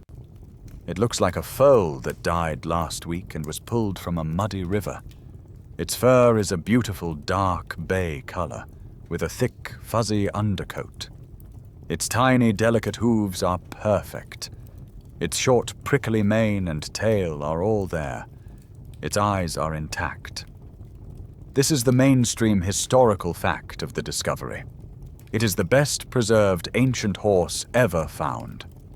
But, like Yuka, the real discoveries were on the inside. The team of scientists who began the autopsy were, frankly, stunned. The internal organs were not just ghosts or leathery husks. They were intact, almost as if they were from a modern veterinary dissection. And then they found the liquids. This is the scientific evidence that rewrote the record books. When they punctured the blood vessels of the foal's heart, liquid, dark red blood flowed out. This was not a few drops. Like in Yuka, this was a sample. At 42,000 years old, this is the oldest liquid blood in history. But they weren't done. As they examined the bladder, they found liquid urine. Another first. The 42,000-year-old urine was still there, preserved in a slushy, icy state. This level of preservation tells us exactly how this foal died. The story is, once again, a small, perfect tragedy. The foal was young, no more than 2 weeks old. It was following its mother, and it appears to have fallen into a deep, natural depression. A mud corral. It was a pit of thick, wet, clay-like mud. It was trapped. It likely thrashed, exhausted itself, and drowned in the mud. And then, before any bacteria could begin to break it down, that entire mud pit flash froze. It was a perfect, instantaneous burial in a cryo-concrete that locked every cell, every hair, and every drop of liquid in place for 42 millennia. This perfect specimen also gives us an intimate look at this lost species. This is the quirky tidbit. The Lena horse was not the graceful, long-legged thoroughbred we think of today. It was a tough, stout, stocky little beast. Even the adults were small, more like a modern-day Shetland pony than a full-sized horse. But this was a pony built to survive hell. It had an incredibly muscular build and a dense, woolly coat, all designed to survive a climate where, as a mainstream historical fact, winter temperatures could plummet to -70 degrees Celsius, -94 Fahrenheit. This was a cold so profound, so absolute, that it could freeze the surface of your eyeball solid in under a minute. And this tiny fuzzy horse just lived there. Yucca's blood, as shocking as it was just the warm-up act. This foal's blood, and its perfectly preserved cells, has become the absolute ground zero for the greatest open scholarly debate of our time. A debate that has left science and entered the realm of ethics. Scientists are no longer asking if we can, but should we? This is the Jurassic Park question, and it is no longer science fiction. The foal's preservation is so good, the team that found it, well, they're trying. The lead researcher, Dr. Semyon Grigoriev, has stated that this foal is the best preserved Ice Age animal ever found and is an ideal candidate for cloning. This is where the real hard science begins. The foal's cells, 42,000 years old, are the test case. Can we really bring back a Lystrosaurus? Number. A Brachylophosaurus?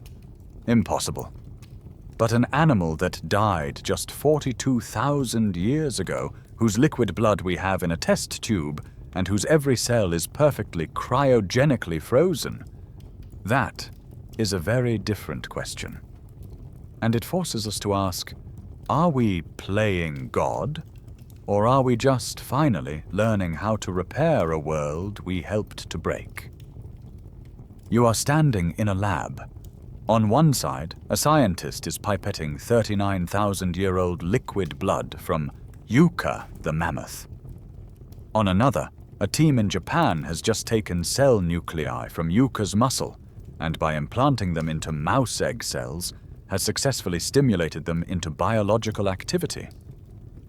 On a third, a Russian and South Korean team is looking at the 42,000-year-old cells from that perfect Lena horse foal.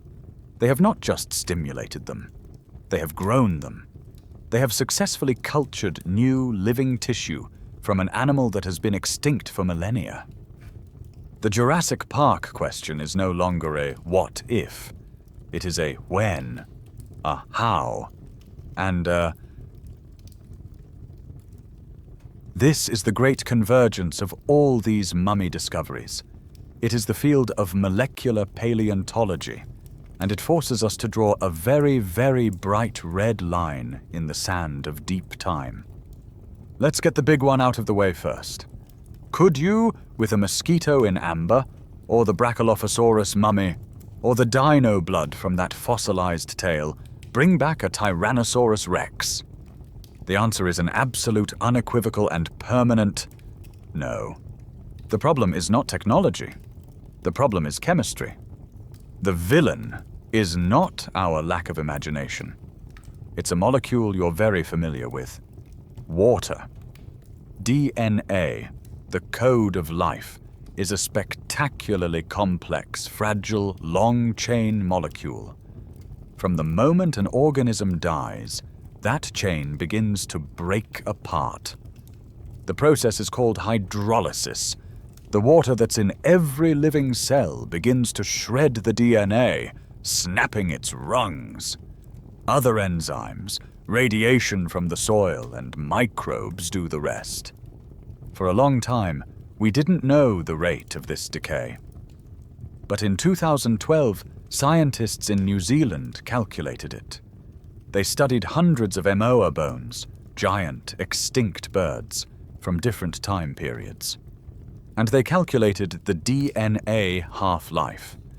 This is the mainstream historical fact that ended the dinosaur dream. The half-life of DNA, even in the best possible cold conditions, like a 5°C cave, is 521 years. What does that mean?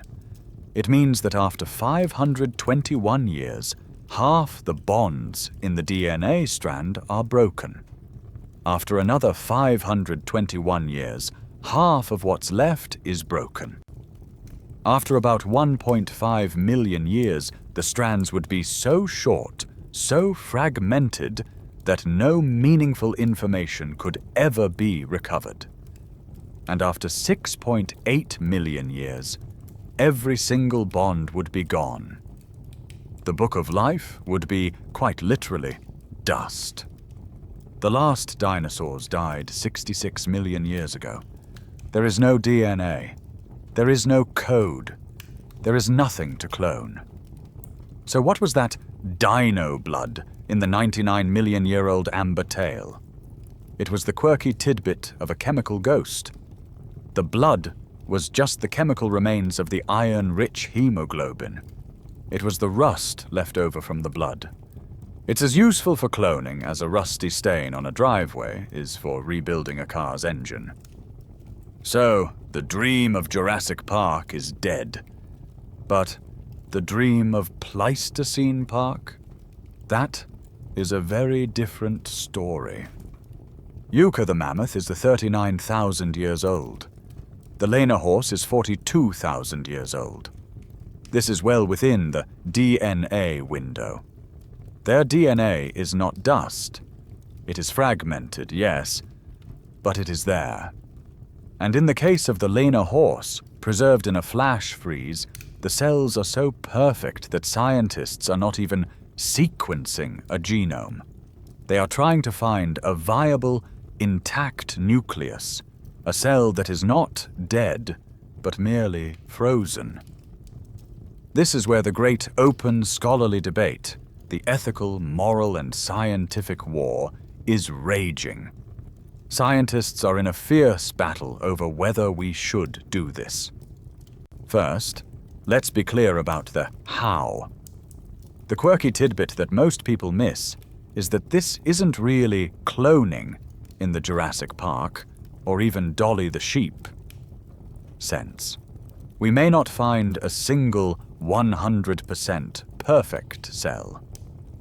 The de-extinction project for the woolly mammoth, run by a company appropriately named Colossal Biosciences, is not trying to clone a mammoth. They are trying to build one. The plan is this. 1. Take the genome of the mammoth's closest living relative, the Asian elephant. 2. Compare that genome to the fragmented but readable ancient DNA from mummies like Yucca. 3. Identify the specific genes that make a mammoth. The genes for long, shaggy fur, for a thick, insulating layer of fat, for small, frostbite-proof ears, and for the unique, antifreeze blood it had. 4. Use the gene editing tool CRISPR to literally cut and paste those mammoth genes into the Asian elephant's DNA. 5. Create an embryo with this edited DNA and grow it in an artificial womb. The result would not be a clone. It would be a mammoth-like elephant, a hybrid, a cold-resistant Asian elephant that looks and acts just like a woolly mammoth. The should we? Question is where the fight is. The no camp. This is hubris. It's playing God. We are spending billions to resurrect a ghost, when that money could be spent saving the living elephants that are on the brink of extinction right now. What is the point of bringing back an animal whose entire habitat, the mammoth steppe, is gone? The YES camp. This is the opposite of hubris. It is our moral duty. We, humans, were a primary driver of their extinction. We have a responsibility to restore the ecosystems we broke. And their habitat is not gone. In fact, they are the keystone species that created it. This is the Pleistocene Park hypothesis. The mammoth steppe wasn't just cold, it was a grassland. It was kept a grassland because millions of mammoths, rhinos, and bison were constantly knocking down trees and fertilizing the soil. When they vanished, the moss and slow-growing tundra took over. Bringing back the mammoth-like elephant, they argue, would re-engineer the Arctic. It would bring back the grasses, which are better at sequestering carbon than the modern tundra. De-extinction, in this view, is not a circus. It is the most ambitious climate change solution ever proposed. And this isn't a future tense debate. The mainstream historical fact is that de-extinction has already happened. In 2003, a team of scientists resurrected a Pyrenean ibex, a species of wild goat that had gone extinct in 2000. They used a frozen cell from the last known female, Celia. They cloned her. A baby ibex was born. It was the first and only de-extinction in history. It lived for 7 minutes, and then it died from a lung defect. The gateway to the underworld has been opened. And we are, for the first time, staring at the ghosts that are walking out of it. The permafrost mummies have given us an almost unbelievable gift. 40,000-year-old blood, brains, and babies. They are perfect, frozen bodies. But there is another kind of jackpot fossil, one that doesn't preserve the flesh at all, but preserves the bone, in such staggering, overwhelming numbers that it tells a story no single mummy ever could. We are leaving the frozen tundra of Siberia. You are now in the heart of a modern megacity. You are in Los Angeles, California. You're standing on Wilshire Boulevard, one of the busiest streets in America. The air smells of exhaust, hot pavement, and something else. A heavy, pungent, and deeply ancient smell. The smell of asphalt. You are at the La Brea tar pits. This is, pound for pound, the single richest Ice Age fossil site on Earth. And it's in the middle of a city, right next to the art museum. First, let's clear up the quirky tidbit that everyone gets wrong. They are not tar pits. Tar is a man-made substance, a byproduct of distilling wood or coal. This is asphalt. It is a natural, low-grade crude oil, bitumen, that has been seeping up from a deep underground oil field for at least 50,000 years. For millennia, this sticky black asphalt oozed up, forming shallow, deceptive pools. And this was the recipe for the trap. It wasn't a giant, open, bubbling lake of tar like you see in cartoons. It was far more insidious. The shallow asphalt pools would get covered by a thin layer of water. Or, in the dry season, they'd be covered by dust and leaves. It looked like solid, stable ground. It looked like a life-saving waterhole. And so, you are a 40,000-year-old Colombian mammoth. You are thirsty. You step into that shallow, dusty pool, and your 4-ton foot sinks. It doesn't sink fast, it just won't come out. The asphalt is not strong, but it is relentless. It has the tensile strength of flypaper. The more you struggle, the deeper you sink. You are trapped. You are bellowing in panic and fear. And you have just rung the dinner bell for every predator within a 5-mile radius. This is the central, horrifying genius of the La Brea trap. It wasn't just a trap. It was a lure. It was a self-baiting predator trap. A pack of dire wolves, the great, heavy-boned wolves of the Ice Age, hears your cries.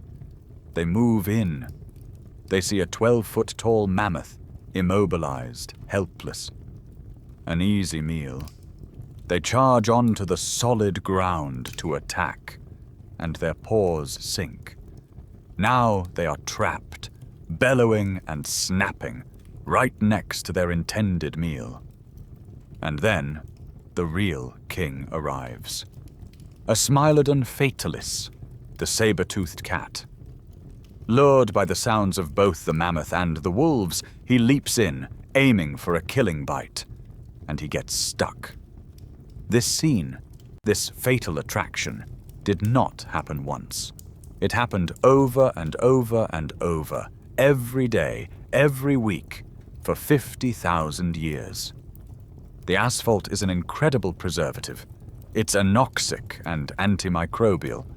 It doesn't preserve the flesh that rots or gets eaten by microbes in the pit, but it is perfect for bones. The oil seeps into every pore of the bone, staining it a deep, rich coffee brown and protecting it from decay forever. And the scientific evidence is not in the quality of one fossil, but the quantity of all of them. Since 1901, we have pulled over 3.5 million fossils from these pits.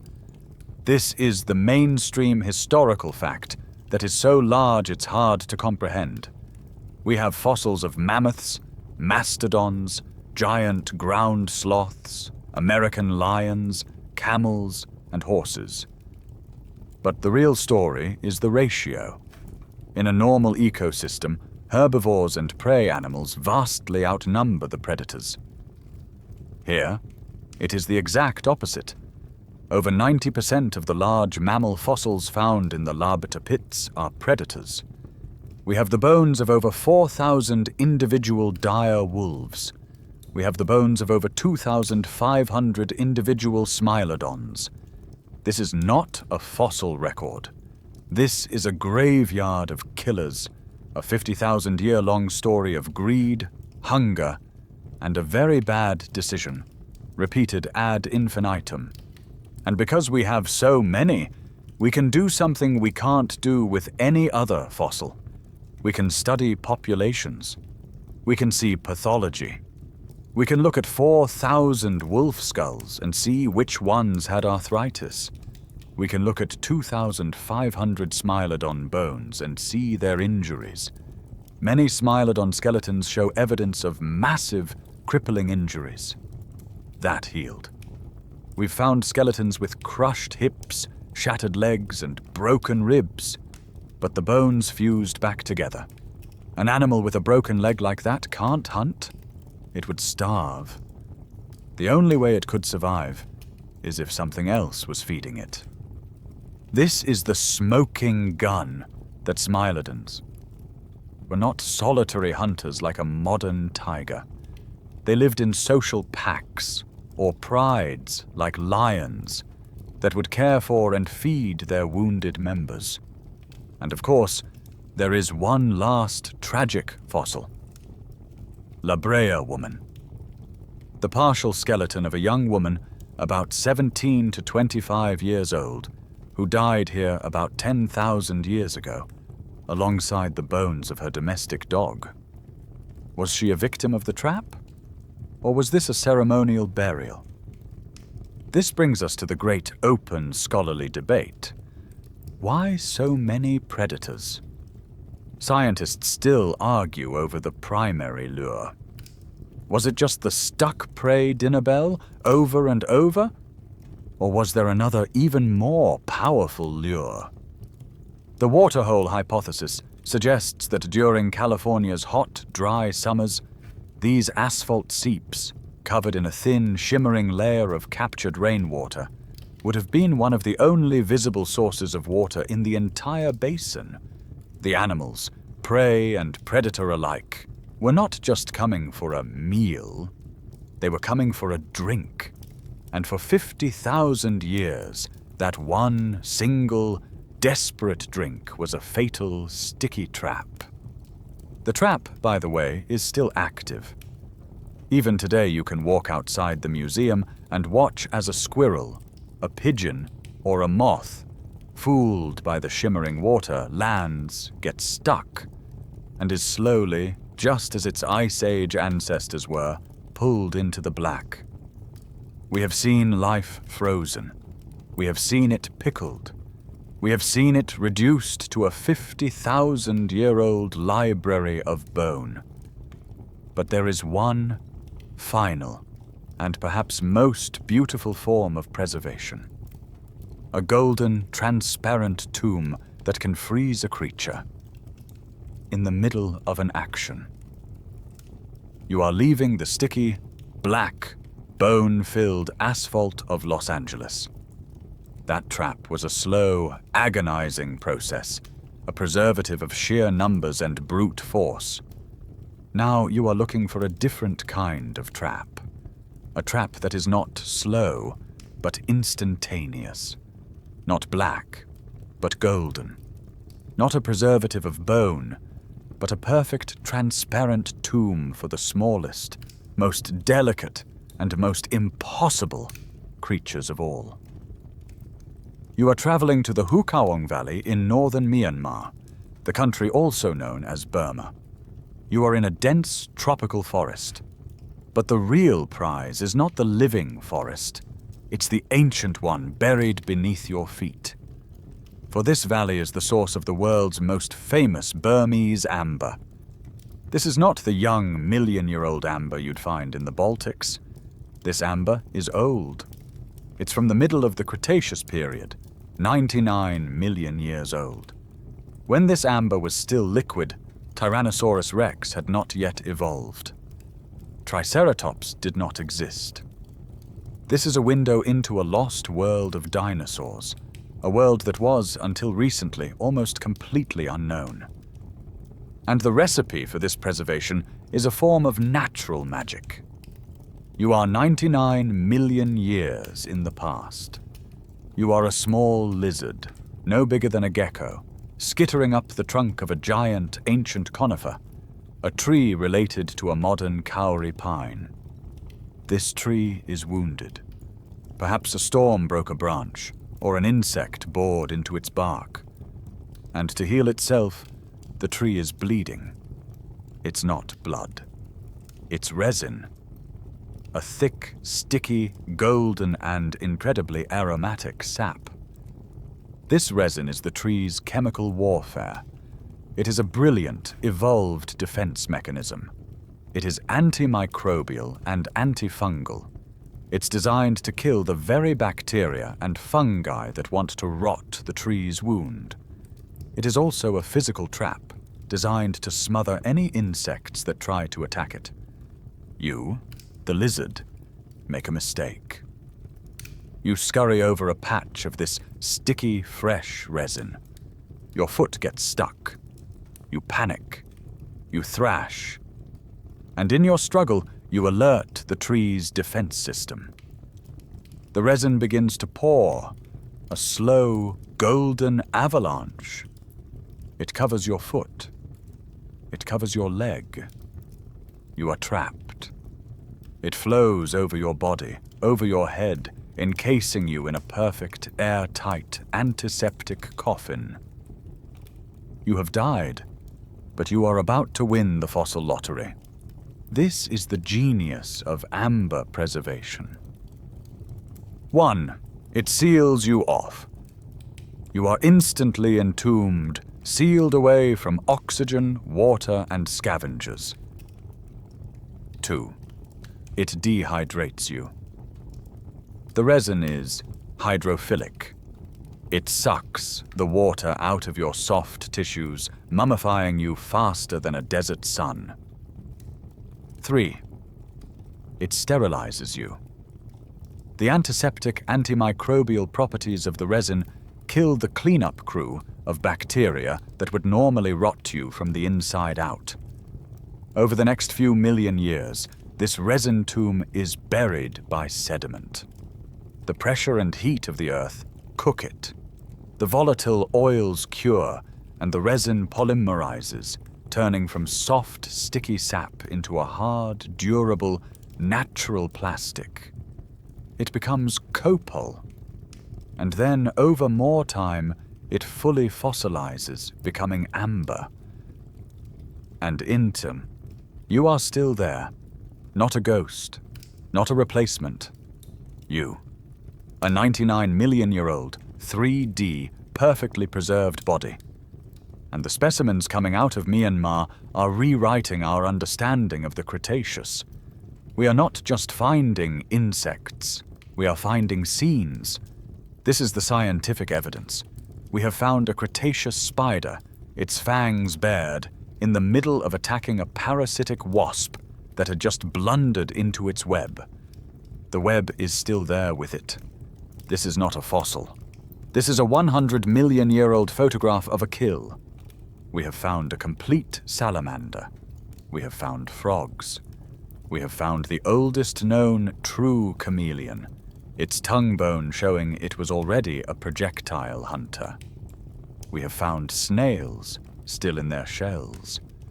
We have even found a single ancient flea. And the quirky tidbit? Trapped inside that flea, scientists found the preserved 90-million-year-old bacteria that caused a plague. A newly discovered ancient cousin of the Black Death, Yersinia pestis, was riding around on the back of a Cretaceous flea, 90 million years before it ever met a rat. This, of course, brings us to the most famous amber fossil of all, the mainstream historical fact that powered the biggest blockbuster movie of all time. The dinosaur in Jurassic Park was a mosquito, its belly supposedly full of dinosaur blood. And yes, we have found those. We have found 100-million-year-old mosquitoes, their delicate legs and wings preserved. We have found biting midges. We have found blood-sucking hell ants. But, as we discussed, could you really get DNA from that blood? The half-life of DNA is an unbreakable rule.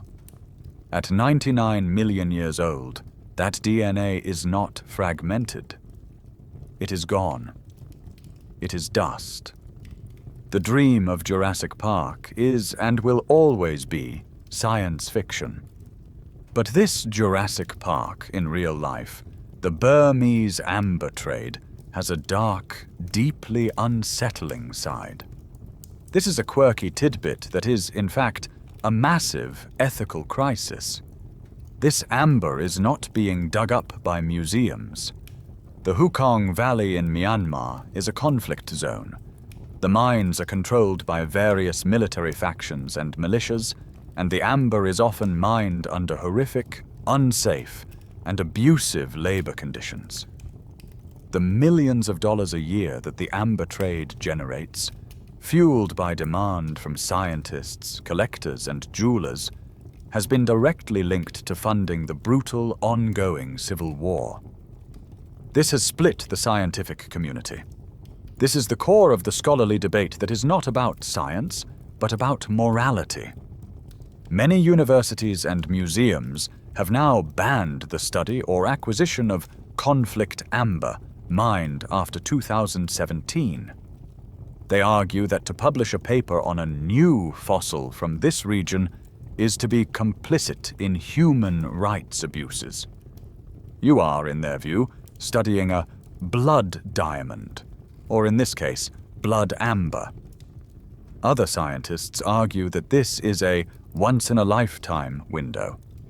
This amber is the only record we have of this entire lost ecosystem.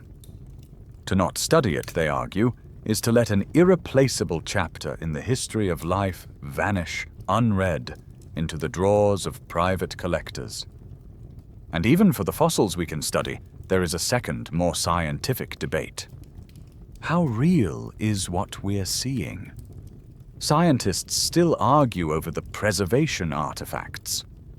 Are the colors we see in the feathers and insects the real 99-million-year-old colors?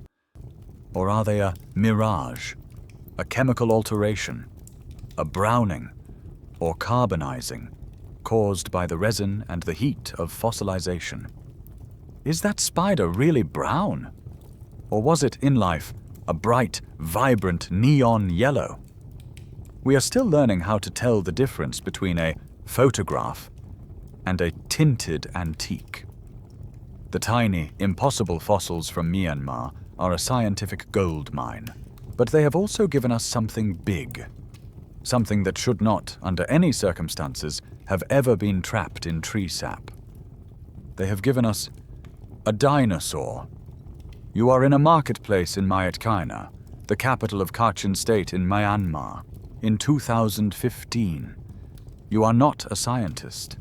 You are an amber collector. You are browsing a stall, looking for inclusions, specimens that will polish up nicely for the jewelry market. You spot a piece. It's beautiful, about the size of a dried apricot, a deep honey gold. Inside, there is a delicate feathery plume. You assume it's a piece of an ancient plant, a fern frond, or a fuzzy cycad leaf. It's pretty. You buy it. You plan to polish it, maybe set it in a pendant, and sell it. But thankfully, before you do, you decide to show it to a scientist. This is the mainstream historical fact of the discovery. The specimen makes its way to Dr. Li Dexing, a brilliant Chinese paleontologist who has been painstakingly documenting the incredible finds from the Burmese amber mines. He takes one look at it. He knows this is not a plant. He looks closer. He puts it under a microscope. He runs it through a CT scanner. And the world changes. Inside that pebble of 99-million-year-old amber is not a plant. It is a tail. It is 3.6 centimeters long, delicate, and covered in feathers. But the CT scan reveals what's inside that feathered plume. There is a spine, a set of 8 perfect articulated caudal vertebrae. And this is the smoking gun. In modern birds, the tail vertebrae are all fused together into a short, stubby rod called a pygostyle, which is what supports their fan of flight feathers. The vertebrae in this tail are not fused. They are long, separate, and flexible. This is not a bird. This is the tail of a non-avian dinosaur. You are holding in the palm of your hand a piece of a real dinosaur, not a bone, not a cast. A 99-million-year-old, fully 3D, flesh and feather piece of a dinosaur. It is the single most important, impossible fossil ever found. The creature was a coelurosaur, a juvenile member of the theropod group that includes Tyrannosaurus and Velociraptor. And this tiny 3.6 centimeter sample, this dinosaur in a pebble, has provided more scientific evidence and answered more questions than a 10-ton skeleton ever could. First, the feathers. We've had 2D fuzzy impressions of dinosaur feathers before, like Sinosauropteryx. But this is 3D. We can see how they are attached. They are arranged in a herringbone pattern, growing from the sides of each vertebra. And the feathers themselves are primitive. They have a central quill, but they lack a strong, single central shaft, a rachis. Instead, they are just a fluffy, disorganized spray of delicate barbs and barbules. This is the answer to a decades-long evolutionary question. This proves that the fluffy, simple, barbed structure of a feather came first. It evolved before the complex, interlocking, zippered structure of a modern flight feather. These early feathers were not for flying. They were for insulation, and they were for display. Second, the color. This is not a tint or a stain.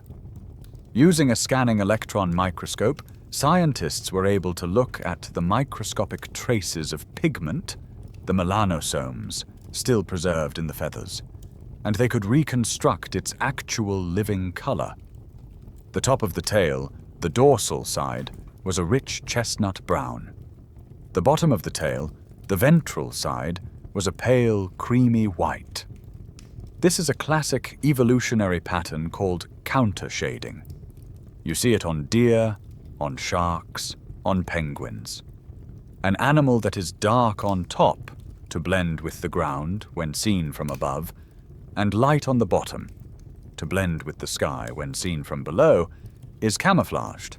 This is the first direct evidence of this specific, sophisticated camouflage strategy in a non-avian dinosaur. And third, the quirky tidbit that everyone whispers about, the dino blood. The CT scans revealed more than just bone. They showed the carbon film ghosts of the muscles, the ligaments, and the skin. But they also found traces of iron. Specifically, ferrous iron, a byproduct of the decay of hemoglobin. This is not blood you can clone. Remember, the DNA is dust. But it is the chemical ghost of its blood. And its presence, seeping out of the tissues, tells us a horrifying, tragic story. This iron was not old and busted. It was fresh. This means the dinosaur was still alive when it got trapped. You can picture it. It was a tiny, sparrow-sized juvenile, maybe hopping through the forest. It brushes against a massive, sticky curtain of tree resin. Its tail gets stuck.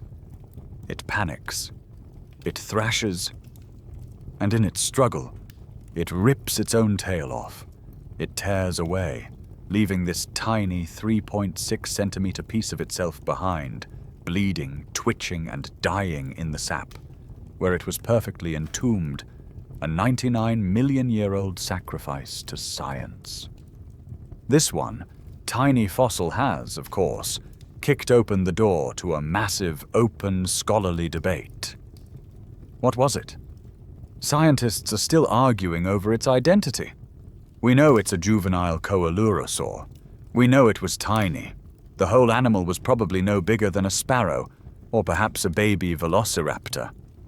But what was the adult?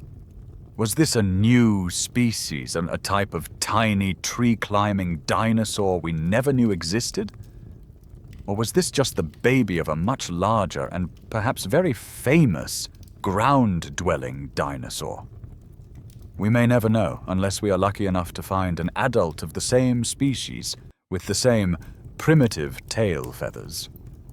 For a century, our image of a dinosaur was a skeleton, a monster of bone. Then, for a few decades, it was a 2D impression, a fuzzy outline on a rock. But now, it is this. A 3D, feathered, warm-blooded, counter-shaded, bleeding animal. The dinosaur in the pebble has, forever, blurred the line between monster and animal, between fossil and flesh.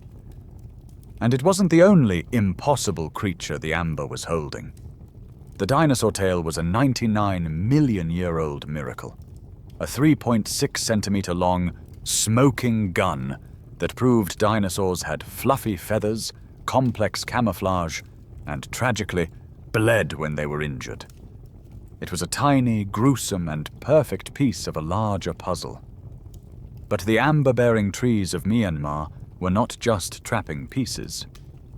In 2017, just 1 year after the tale was announced, Leader Xing's team unveiled something else. Something that was, in its own way, even more complete. This time, the piece of amber was larger, about the size of a golf ball, and inside, you didn't need a CT scanner to see what it was. You could see it with your naked eye. A head. A tiny, perfect bird-like head, its beak slightly open, its eye socket a dark shadow. You could see its slender neck, a partial wing, and its two delicate clawed feet. It was a hatchling, a 99-million-year-old baby bird. This is not a bird in the modern sense. You are looking at an enantiornithe, or opposite bird. This was the dominant and frankly weirder group of birds that ruled the Cretaceous skies. And this mainstream historical fact is key to understanding them. They were a completely separate, parallel experiment in how to be a bird. They did not evolve into modern robins or eagles. They were their own successful lineage. They had teeth in their beaks. They had claws on their wings, just like Archaeopteryx. And at the end of the Cretaceous, when the great asteroid struck, every single one of them, the entire globe-spanning dynasty of opposite birds, died, right alongside the non-avian dinosaurs. And this specimen, this tiny baby, is the most complete bird fossil from this entire era. It's a perfect 3D time capsule, nicknamed Bellone by the researchers, a quirky tidbit name that comes from the Greek word for a long-beaked needlefish. And Bellone is not just a curiosity. It is a Rosetta Stone for understanding how these ancient birds grew up. Because its feathers tell a story that is completely alien to us. This is the scientific evidence. The amber preserved its plumage perfectly. On its tiny partial wing, you can see them, fully formed, aerodynamic flight feathers. They are black, sleek, and look ready to go. But on its body, it has no body feathers. No down. It is covered in sparse, fluffy, dino-like feathers, the same primitive hair-like filaments we saw on Sinosauropteryx and the amber dinosaur tail. This is a bizarre combination. It has the wings of an adult, but the body of a baby dinosaur, and this tells us something profound. This bird was precocial. A modern precocial bird, like a chicken or a duck, hatches with its eyes open, covered in down, and can run around and feed itself in a matter of hours. An altricial bird, like a robin or a hawk, is born naked, blind, and helpless, and needs its parents to feed it in the nest for weeks. Bellone is something else. It's super precocial. It seems to have hatched, and it already had its flight feathers. This baby bird, just a few days old, could already fly. It didn't need a nest. It didn't need weeks of parental care. It was born, it dried off, and it flew away. It was a self-sufficient, flying dino bird, straight out of the egg. This is a strategy for life that is completely gone from the world. And its feet, also perfectly preserved, add another layer to this. This has kicked off a brand new open scholarly debate. Were these birds tree dwellers? Paleontologists are now arguing over its lifestyle. The claws on Bellone's feet are long, sharp, and strongly curved. They are not the flat, splayed claws of a ground dweller like a chicken. They are the high-grip, curving talons of a perching bird. This strongly supports the trees-down theory of flight evolution. It suggests these early birds didn't learn to fly by running and flapping on the ground. They were climbing. They were arboreal. They lived in the trees like flying squirrels and used their claws to grip the bark. They learned to glide first, from branch to branch, and then that glide evolved into a powered, flapping flight. This tiny 99-million-year-old baby, trapped in a golden tomb, is a perfect snapshot of a missing link in action. A creature that was half dinosaur, half bird, and 100% weird, living a life that no modern creature can replicate. We have seen prehistoric animals preserved in almost every way imaginable. But what about us? What happens when our own human ancestors are preserved in a way that tells a 3,000-year-old murder mystery?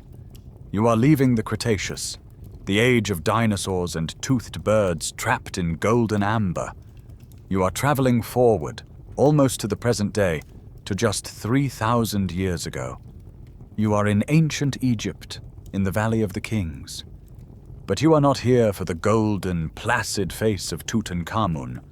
You are not here for the gilded, majestic tombs of the great pharaohs. You are here for a cold case. You are here to see a mummy that should not exist. A mummy that tells a 3,000-year-old story of conspiracy, murder, and royal disgrace. It is 1881. The great cache of royal mummies at Deir el-Bahari has just been discovered. This is a who's who of the New Kingdom. The bodies of Ramesses the Great, Seti I, and Thutmose III are all here in their magnificent coffins. And then, there is one more. It's a plain, undecorated, white wooden coffin. There is no name, no royal titles. This is a nobody, dumped in with the kings.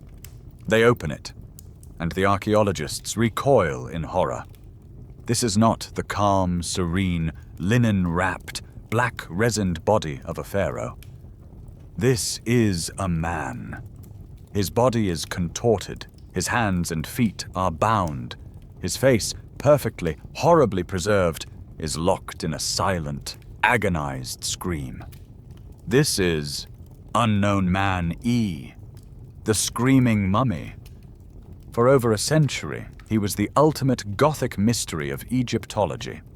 The quirky tidbit is that everything about his burial was an act of desecration. First, the recipe for his preservation was wrong.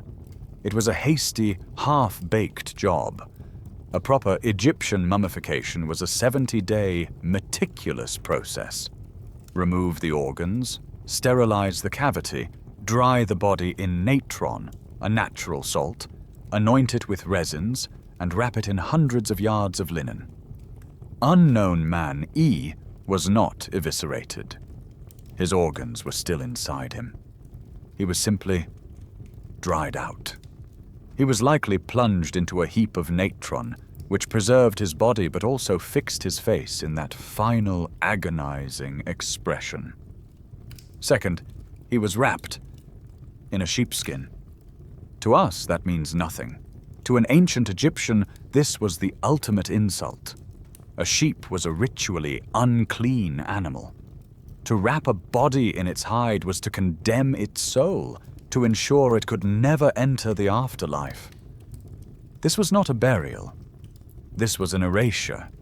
This was a 3,000-year-old act of damnatio memoriae, a condemnation of memory. So who was this man?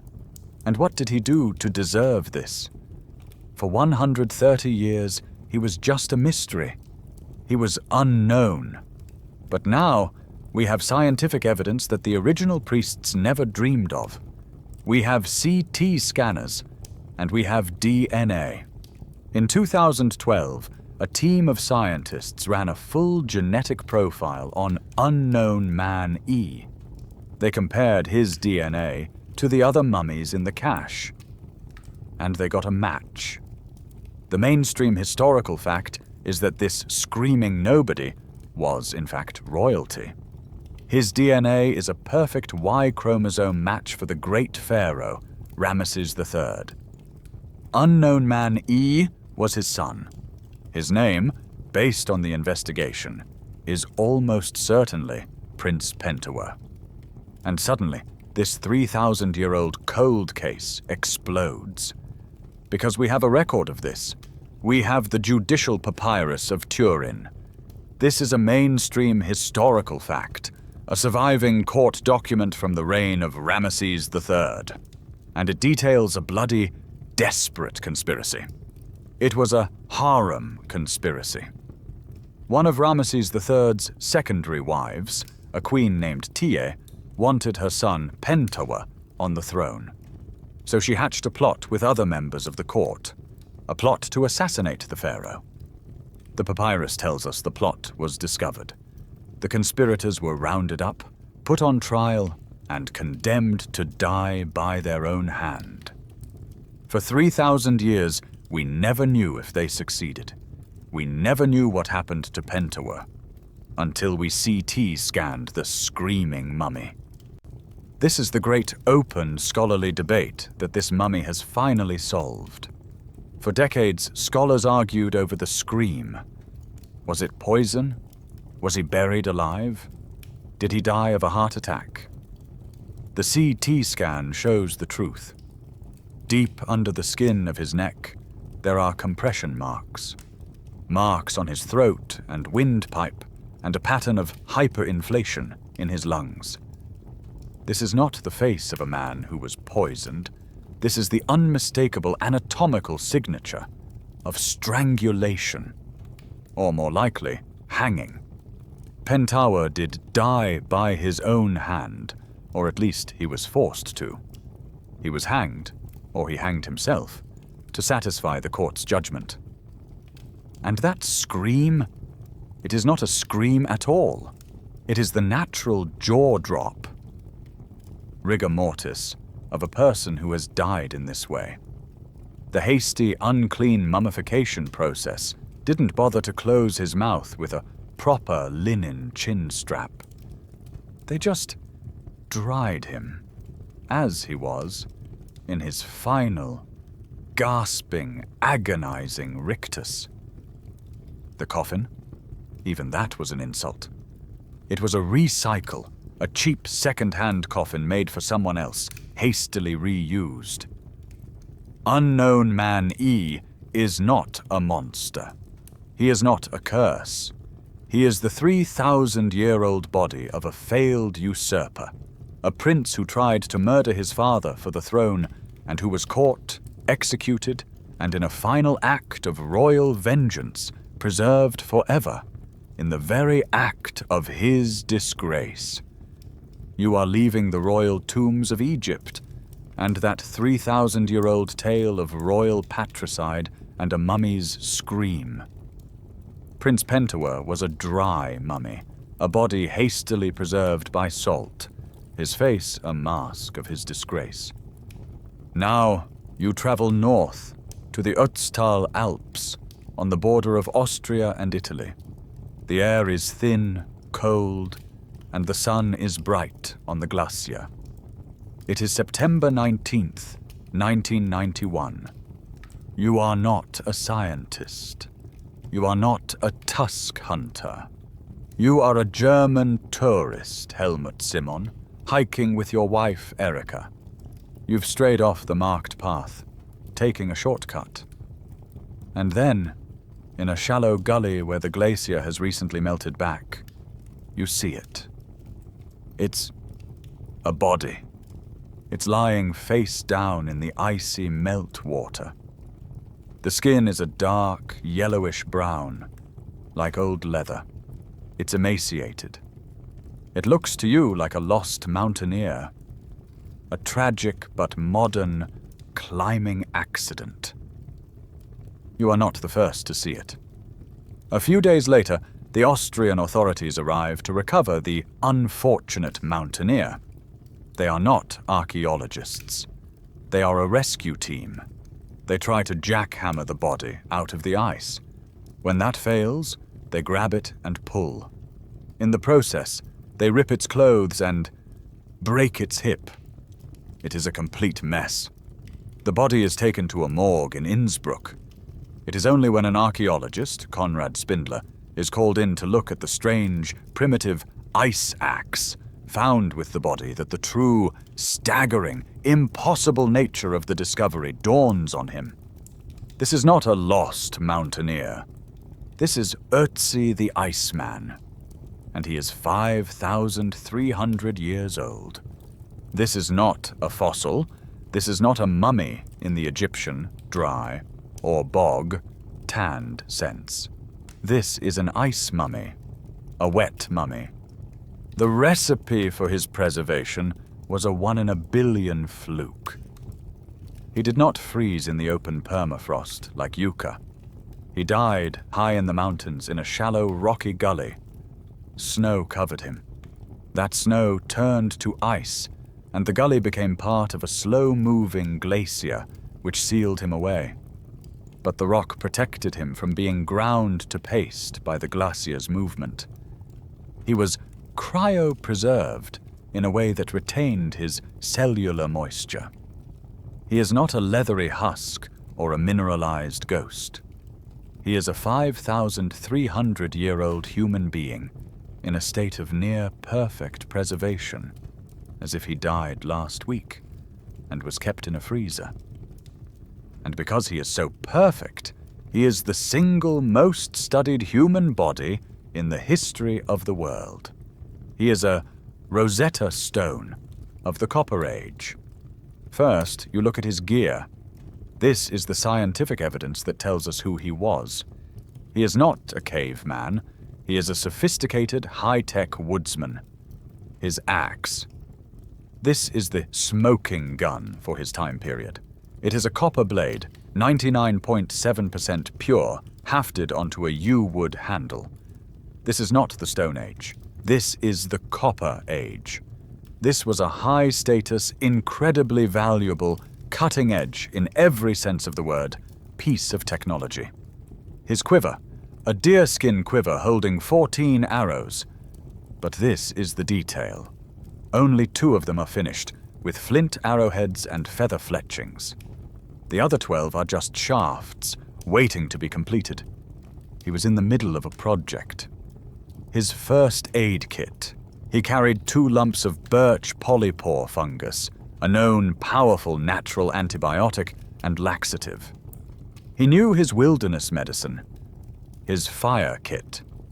A birch bark container held maple leaves that were carefully wrapped around a piece of ember, a glowing coal, from his last fire, nestled in flammable tinder fungus. He was carrying fire with him. His clothes, a masterpiece of tailoring. He wore a bearskin cap. He wore leggings made of domestic goat hide. His coat was a patchwork of different goat and sheep hides, stitched together with animal sinew. He was a master of his environment. Then you look at his body. The autopsy is ongoing, even 30 years later. His last meal. For a decade, we didn't know. His stomach should have been in his lower abdomen, but it wasn't. The mummification process had pushed it up into his chest cavity. In 2011, they found it. CT scans revealed his last meal, a high-fat, high-energy feast of dried ibex meat, fat and muscle, and einkorn wheat, an early domesticated grain. His health. He was a medical mess. He was in his mid-40s, and he was not a healthy man. His lungs were black with soot from a lifetime of sitting by open fires. He had Lyme disease, the oldest known case. He had whipworm, an intestinal parasite. His arteries were hardened, and his joints were riddled with painful arthritis. His tattoos. And this is the evidence that connects his pain to his art. Ötzi has 61 tattoos. This is the mainstream historical fact.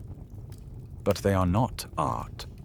They are not dragons or tribal symbols.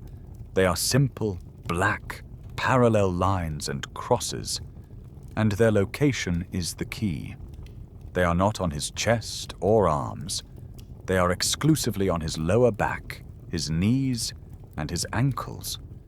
The exact places where his arthritic joints were causing him chronic, agonizing pain. This is the oldest, most perfect evidence we have for a prehistoric form of acupuncture or therapeutic tattooing. He was treating his pain, And the quirky tidbit? His DNA. We have his entire genome. We know he had brown eyes, brown hair, and, like most Neolithic humans, he was lactose intolerant. He could not digest milk, a simple, profoundly humanizing detail. But all of this, the gear, the tattoos, the last meal, was just the prologue to the cold case.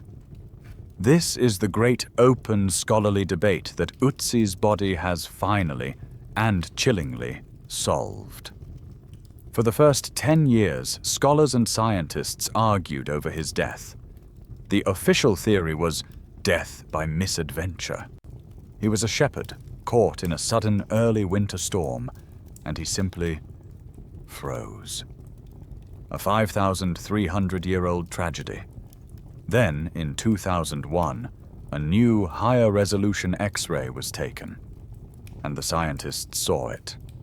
Lodged deep in his left shoulder, buried under the skin, was a flint arrowhead. Ötzi was not lost. He was hunted. The arrowhead, shot from behind, severed his subclavian artery. He would have bled to death, catastrophically, in minutes. This was an assassination. Suddenly, all the other clues snapped into place. That last meal, the pollen inside it traces his path. He had come up from a low-altitude valley, in a hurry, in the spring. He was fleeing, and his hand. On his right hand, between his thumb and forefinger, is a deep, defensive cut, right down to the bone. It was 1 to 2 days old when he died. This changes everything. He wasn't a shepherd. He was a warrior. He had been in a fight in his village, a hand-to-hand struggle, where he grabbed his enemy's blade. He won that fight. He fled up the mountain to escape, and his enemy, or his enemy's friend, tracked him. High on that desolate, icy pass, 5,300 years ago, the assassin caught up, drew a bow, and shot Ötzi in the back.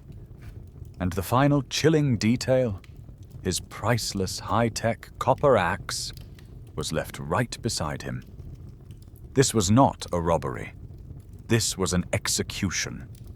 A 5,300-year-old hit, a personal vendetta, a tribal dispute, a murder mystery, written on a perfect frozen corpse.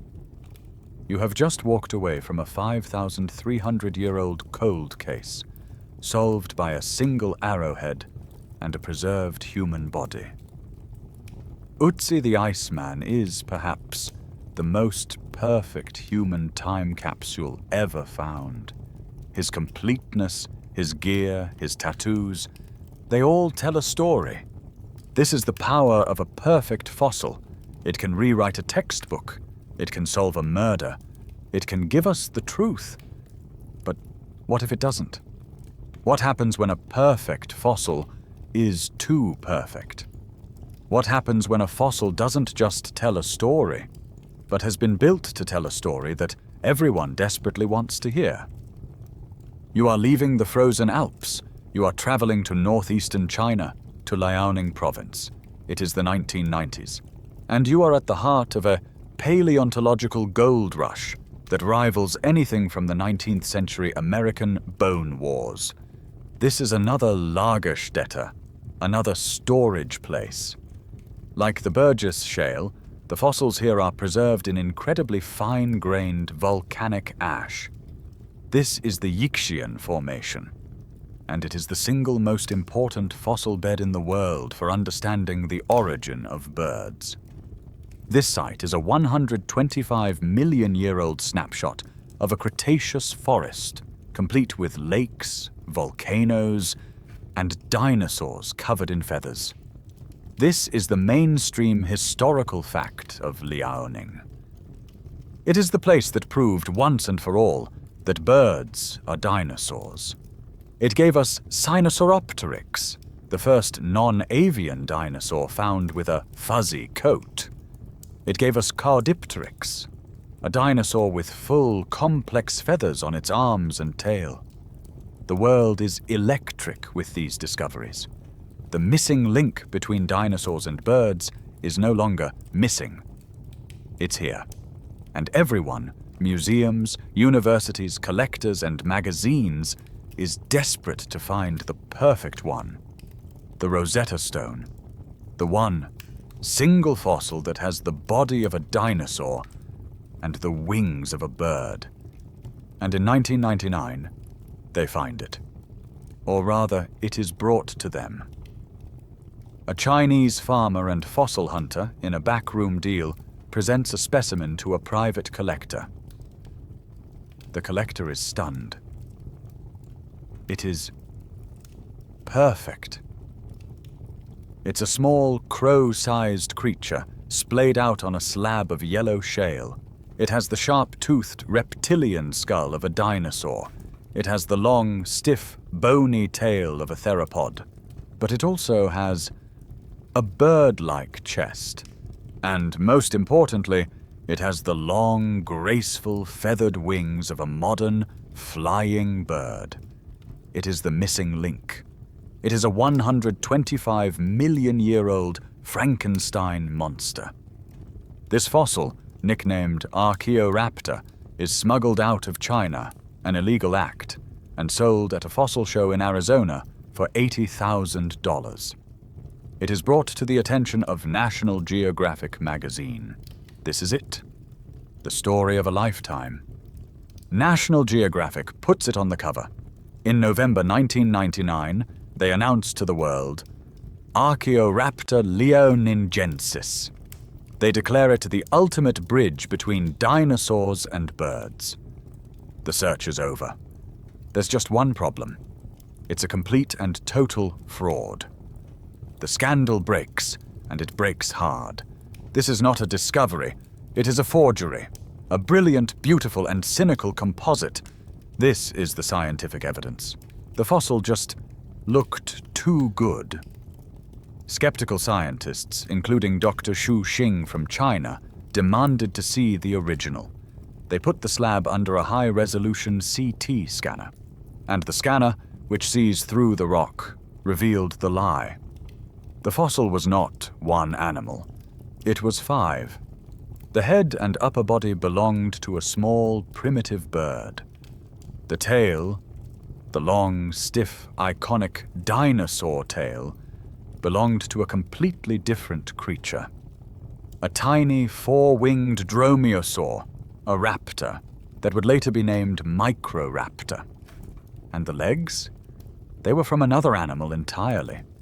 It was a chimera, a fossilized Frankenstein, stuck together with glue and cement paste by a Chinese farmer who knew exactly what the big-money Western buyers wanted to see. He had taken the best parts from several different, less complete fossils and assembled them into the perfect missing link, increasing its value 1,000-fold. The National Geographic announcement was a disaster. It was, perhaps, the single greatest and most embarrassing scandal in the history of post-war paleontology. They were forced to retract the entire story, but the scandal had a fascinating silver lining. This is the quirky tidbit. The scientist who exposed the fraud, Dr. Xu Xing, became a fossil debunker. He went back to Liaoning and found the real fossils that had been used to make the fake. And in doing so, he became a legend. He went on to discover and name more dinosaur species than any other living paleontologist. The man who debunked the perfect fake became the king of finding the real ones. The 2 real animals that made up the fake were, in fact, more spectacular than the forgery. The tail belonged to Microraptor, a tiny, crow-sized raptor that had flight feathers on its legs. A 4-winged gliding dinosaur. The body belonged to Yanornis, a toothed bird that was an expert fish-eater. The Archaeoraptor scandal, as embarrassing as it was, has become the centerpiece of a crucial open scholarly debate. How do we know what we know? Scientists are now forced to be skeptics. The scandal ushered in a new era of rigor. No one trusts a perfect fossil anymore, especially one that comes from the commercial market. The CT scanner, the X-ray, the chemical ghost analysis. These are no longer optional. They are mandatory. How many other perfect fossils sitting in museum drawers right now are composites? How many 19th century specimens assembled before these tools existed are wrong? Archaeoraptor was a painful, public, and necessary lesson. It taught the world that in the hunt for prehistoric mummies and missing links, the most incredible, perfect story is often the one you should trust the least. You have just seen the dark side of perfection. Archaeoraptor was a lie, a cautionary tale built of glue, greed, and a story that was just too good to be true. It was a Frankenstein fossil, a monster assembled to deceive. But sometimes, the truth is weirder. Sometimes it's a bunt. You find a fossil that looks so bizarre, so cartoonish, so impossible, that you'd swear it was a fake. But it's not. It's just a snapshot of a moment that should never, ever have been preserved. You are leaving the volcanic ash beds of China. You are traveling back to the United States, but you are not in the tar pits of California. You are in the vast, flat, wind-swept plains of western Kansas. Today, this is the breadbasket of America. It is about as far from an ocean as you can possibly get. But 87 million years ago, in the late Cretaceous, you would have been drowning. You are at the bottom of the Western Interior Seaway. This was a massive, shallow, warm water sea that split the entire continent of North America in two.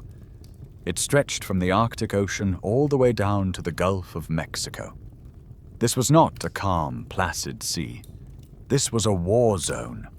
This water was patrolled by giant mosasaurs, long-necked plesiosaurs, and some of the most terrifying fish that have ever lived. You are not a scientist. You are George Sternberg. It is 1952. You are a member of the royal family of American fossil hunting. Your father, Charles, and your uncle, George M. Sternberg, after whom you were named, were legendary bone hunters from the 19th century. You have grown up with your hands in the chalk, and you are one of the best in the world. You are prospecting the Niobrara Chalk Formation of Kansas. This is another Lagerstätten, another storage place. The seabed here was a soft, anoxic, chalky ooze, perfect for smothering and preserving whatever died and sank into it. You split a large slab of this chalk, and you stare. You have found a monster. It is a fish, 13 feet long. You recognize it instantly. It's a Xiphactinus audax. This is the apex predator of the seaway, a bulldog fish from hell. It has a massive, underslung jaw, bristling with fangs so large they look like they belong to a saber-toothed cat. This fish was a monster, a T-Rex of the sea that swallowed anything it could. The fossil is perfect, a complete articulated skeleton. But your eyes are drawn to its stomach. This is not a fake. This is not a composite. This is not an illusion. Inside the ribcage of the 13-foot Xiphactinus is another fish. It is a second, complete, articulated skeleton. It is a Gylicus arcuatus, a large 6-foot-long fish related to a modern tarpon. And it is nestled perfectly within the belly of the beast. This is the single most famous fossil of its kind in the world. This is the mainstream historical fact.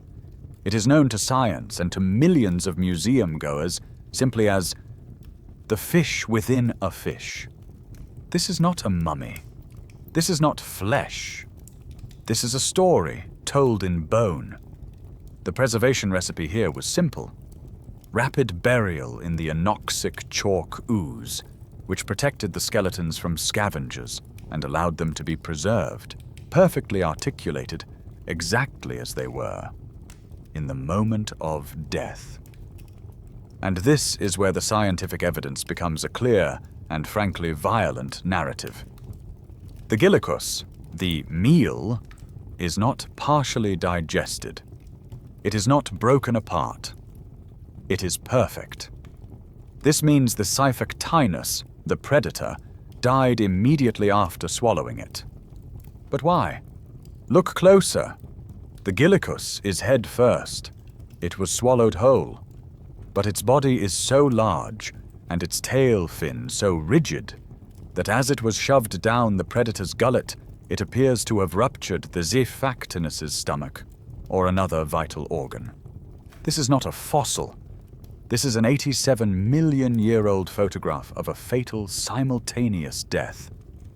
The predator's gluttony, its eyes bigger than its stomach, was its final, fatal act. It died in agony from its own meal.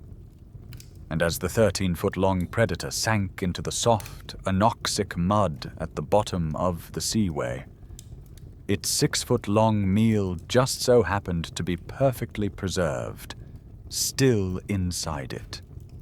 This level of gluttony seems almost comical, a cartoonish, greedy death. But this is the quirky tidbit. This was not a one-time thing. George Sternberg's 1952 discovery is the most famous fish within a fish, but it is not the only one. Dozens of other Siphactinus skeletons have been found in the Kansas chalk, with other large, undigested fish in their stomachs. This was not a fluke. This was a behavioral pattern. Siphactinus was a swallow-whole predator, and this high-risk, high-reward strategy of swallowing prey that was 50% of its own body length was common. And it was apparently commonly fatal. This was a species that was literally and regularly dying of its own greed. This, of course, has led to a fascinating, open, scholarly debate. Was this really a common way to die? Or is this a preservation artifact? Scientists still argue over this. The Common Death Camp says, yes, look at the evidence. These things were voracious, reckless predators, and their anatomy, a huge, wide-gaping mouth, allowed them to try to swallow things they shouldn't have. They choked, they ruptured their own stomachs, and they died. But the preservation bias camp argues for a different interpretation. Maybe all Siphactinus had fish in their bellies.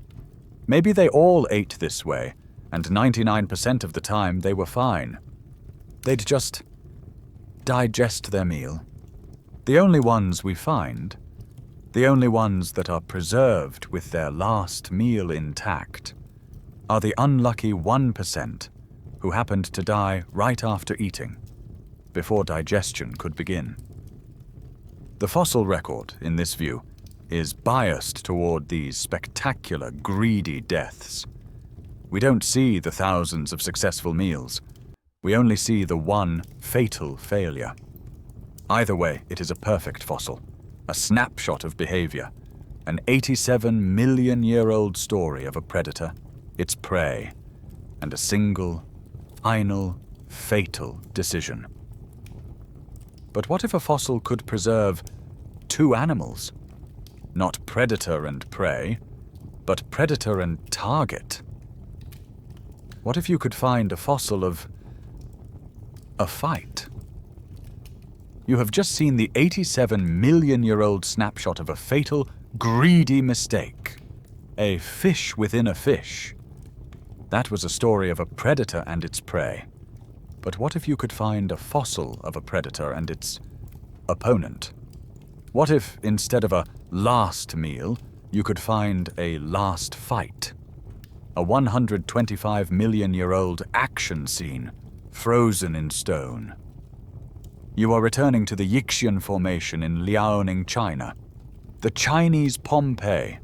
This is the Lagerstätten that gave us the feathered dinosaurs, the Microraptor, and the Archaeoraptor forgery. Its preservation recipe, as you'll recall, is volcanic. This is a land of active, explosive volcanoes that periodically buried the ecosystem in a fine, suffocating ash, or a fast-moving, wet, volcanic mudslide, a lahar. This is the same flash burial recipe that preserved the 3D trilobites in Morocco. It doesn't just preserve, it stops time. In July of 2023, scientists announced a fossil from this formation that, well, it broke the internet. It is so perfect, so violent, and so narrative that it looks like a diorama, a taxidermied scene from a museum. It is not one animal, it is two. You are looking at a Psittacosaurus. This is the parrot lizard, a common dog-sized, two-legged, plant-eating dinosaur with a sharp, parrot-like beak.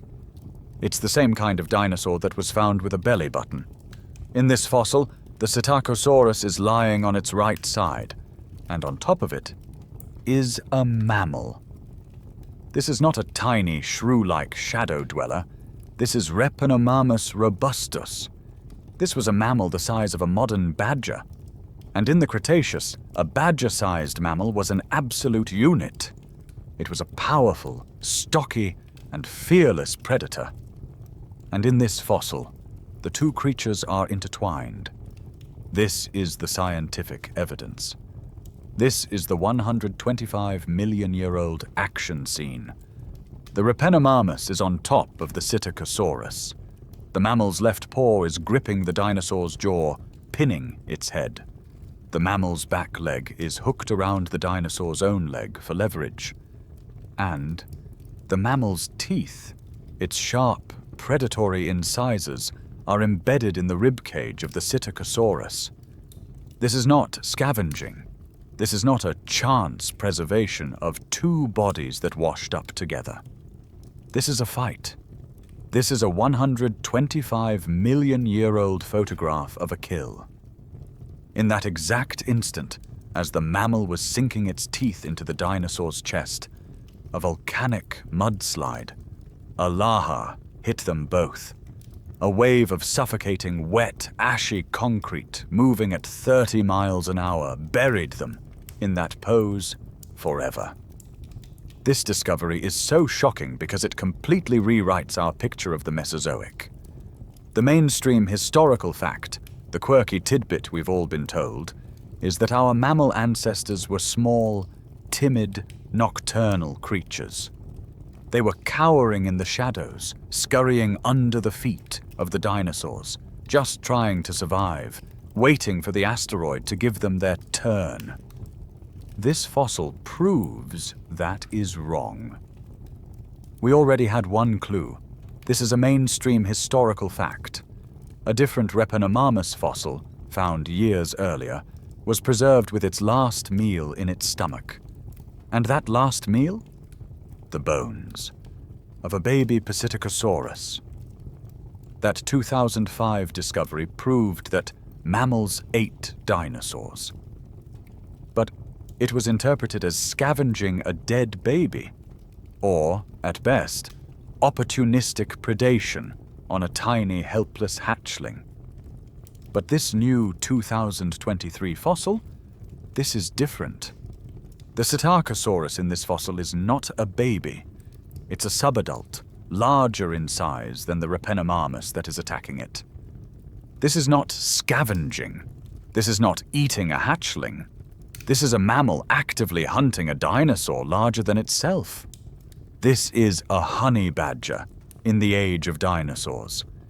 This is our fuzzy, distant relative, not cowering in the shadows, but picking a fight with the terrible lizards and winning. Of course, this action scene has sparked an intense, open scholarly debate. Scientists are, as always, arguing over the interpretation. The skeptic camp argues, hold on, how do we know the dinosaur was alive? Isn't it more likely the Psittacosaurus was already dead, and the Repenomammus was just scavenging the carcass when the mudslide hit? But the attack camp points to the evidence. The smoking gun. 1. The pose, the Repenomamusicin top of the dinosaur. Scavengers don't typically do this. They work a carcass from the side. 2. The lack of scavenging. The Psittacosaurus skeleton is complete. The mammal was not eating it, it was attacking it. 3. The pin. The mammal's paw is in the dinosaur's jaw, its teeth are in its ribs. This is a killing bite and a control hold, a sophisticated predatory behavior. The evidence is overwhelming. This is a snapshot of a 125-million-year-old hunt. And it proves that the age of dinosaurs was not a one-sided tyranny. It was a complex, dangerous world, where sometimes the monsters were afraid of the mammals. We have seen a fossil of a fight. But what about a fossil of a birth? You have just witnessed a 125-million-year-old life and death struggle. A mammal actively hunting a dinosaur. That was a snapshot of a violent action. A moment of predation frozen by a volcanic mudslide. But what about the other great driving force of life? What about birth? A fight is a chaotic external event. A birth is a biological process, an internal, vulnerable, and profoundly soft tissue event. It should, by all laws of taphonomy, be impossible to preserve. You are leaving the volcanic forests of China. You are traveling back in time to the early Jurassic, 180 million years ago. And you are in Germany, near the small town of Holzmaden. Once again, you are at the bottom of a deep, dark, anoxic sea. This is another Lagerstätten, a storage place of almost unparalleled perfection. The recipe here was simple, but brutally effective. The seafloor was a deep, stagnant, oxygen-free poison mud. Anything that died and sank into this black, suffocating ooze was sealed away from the cleanup crew of bacteria and scavengers. The result? The fossils from the Holzmaden Shale are not just skeletons. They are body outlines. The immense pressure flattened the animals, while the anoxic, sulfur-rich chemistry pyretized and preserved the carbon film outline of their soft tissue. You don't just see the bones of a Jurassic fish. You see the outline of its entire body, its fins, its skin, its profile. A perfect black and gold silhouette against the dark, grey shale. And this sea was ruled by the ichthyosaurs, the fish lizards. These were not dinosaurs. They were a completely separate group of marine reptiles that, through a spectacular case of convergent evolution, had evolved to look exactly like a modern dolphin or a tuna. They had a streamlined teardrop body, a powerful crescent-shaped tail, large eyes, and a long, toothy snout. They were the dominant, high-speed predators of the Jurassic seas. And for decades, they posed a massive biological puzzle. This is the mainstream historical fact. Ichthyosaurs were reptiles, and reptiles, as we all know, lay eggs. But how? How does an air-breathing, 20-foot-long animal, perfectly streamlined for a life of high-speed pursuit in the open ocean, lay an egg? It can't. It has no legs. It has no flippers capable of hauling out onto a beach like a modern sea turtle. If it tried, it would be stranded, a helpless, gasping behemoth crushed by its own weight. But if it didn't lay eggs on land, did it lay them in the water? That's impossible too. A reptilian egg is amniotic. It has a porous, leathery shell. It's designed to breathe air. If it were laid in the water, the embryo would simply drown. This was the paradox. They couldn't lay eggs on land. They couldn't lay eggs in the water. So, what did they do? The great English fossil hunter, Mary Anning, the woman who discovered the first ichthyosaurs in the 1810s, was the first to hypothesize the answer. She found strange, tiny skeletons inside the rib cages of larger ones. She suggested that, unlike all other reptiles she knew, these creatures must have given live birth. The scientific establishment of the 19th century, an all-boys club of academics, dismissed her. A lizard giving live birth? It was preposterous. They argued she had simply found a case of cannibalism, an adult ichthyosaur that had eaten one of its own young. The debate raged for a century. Who was right? Was it cannibalism, or was it birth? You are in the Tollund Shale. You are splitting a large, dark slab, and the 180-million-year-old rock reveals the smoking gun. You are looking at a magnificent 10-foot-long Stenopterygius, a common Holtzmaden ichthyosaur. Her body outline is perfect, a sleek, black ghost in the stone. Her ribcage is full of the tiny, delicate, perfectly coiled skeletons of her unborn children. This is not cannibalism. The babies are not partially digested. They are not in her stomach area. They are in her birth canal. And then you see it. A single, tiny, perfect skeleton, halfway out. This is the scientific evidence. This is the 180-million-year-old snapshot, a mother Stenopterygius in the very act of giving birth. This one, single, tragic fossil answered every question, and it proved Mary Anning was a genius. 1. Yes, they gave live birth. They were viviparous. They retained the eggs inside their bodies until they hatched, and then birthed the living, swimming babies. 2. It solved the breathing problem. But look how it's being born. The baby is coming out tail first. This is not an accident. This is the exact same evolutionary strategy used by modern, air-breathing dolphins and whales. By being born tail first, the baby remains attached to its mother's placenta, receiving oxygen until the very last second. Its head comes out last. It is born, takes its first critical breath of air, and then swims away. If it were born head first, it would drown during its own protracted birth. This is not just a fossil. It is a 180-million-year-old obstetrics textbook, proving that these reptiles had solved the live birth at sea problem in the exact same way that mammals would 100 million years later. And of course, it is a tragedy. This mother died during childbirth. She was in labor, and something went wrong. Perhaps the baby was breached. Perhaps she was sick. She died in her moment of greatest vulnerability and sank into that poison mud where she and her unborn children were preserved forever in that final, fatal moment. The quirky tidbit about this site?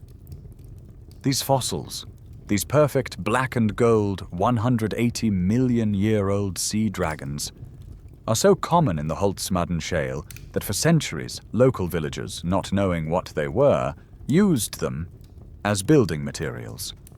The shale splits into perfect, flat, durable slabs. Even today you can find tables, countertops, and floor tiles in old German homes that are, in fact, polished, 6-foot-long ichthyosaur fossils. Imagine eating your dinner off a 180-million-year-old sea dragon that died giving birth. This, of course, has led to a new open scholarly debate. Scientists are now arguing over their life strategy. The embryos we find are large. They are not tiny, helpless fry. They were born large, strong, and ready to swim. This suggests they were K-strategists, like whales. They had few babies, not thousands like a fish, invested a lot of time and energy growing them internally, and the babies were precocial, ready to survive from minute one.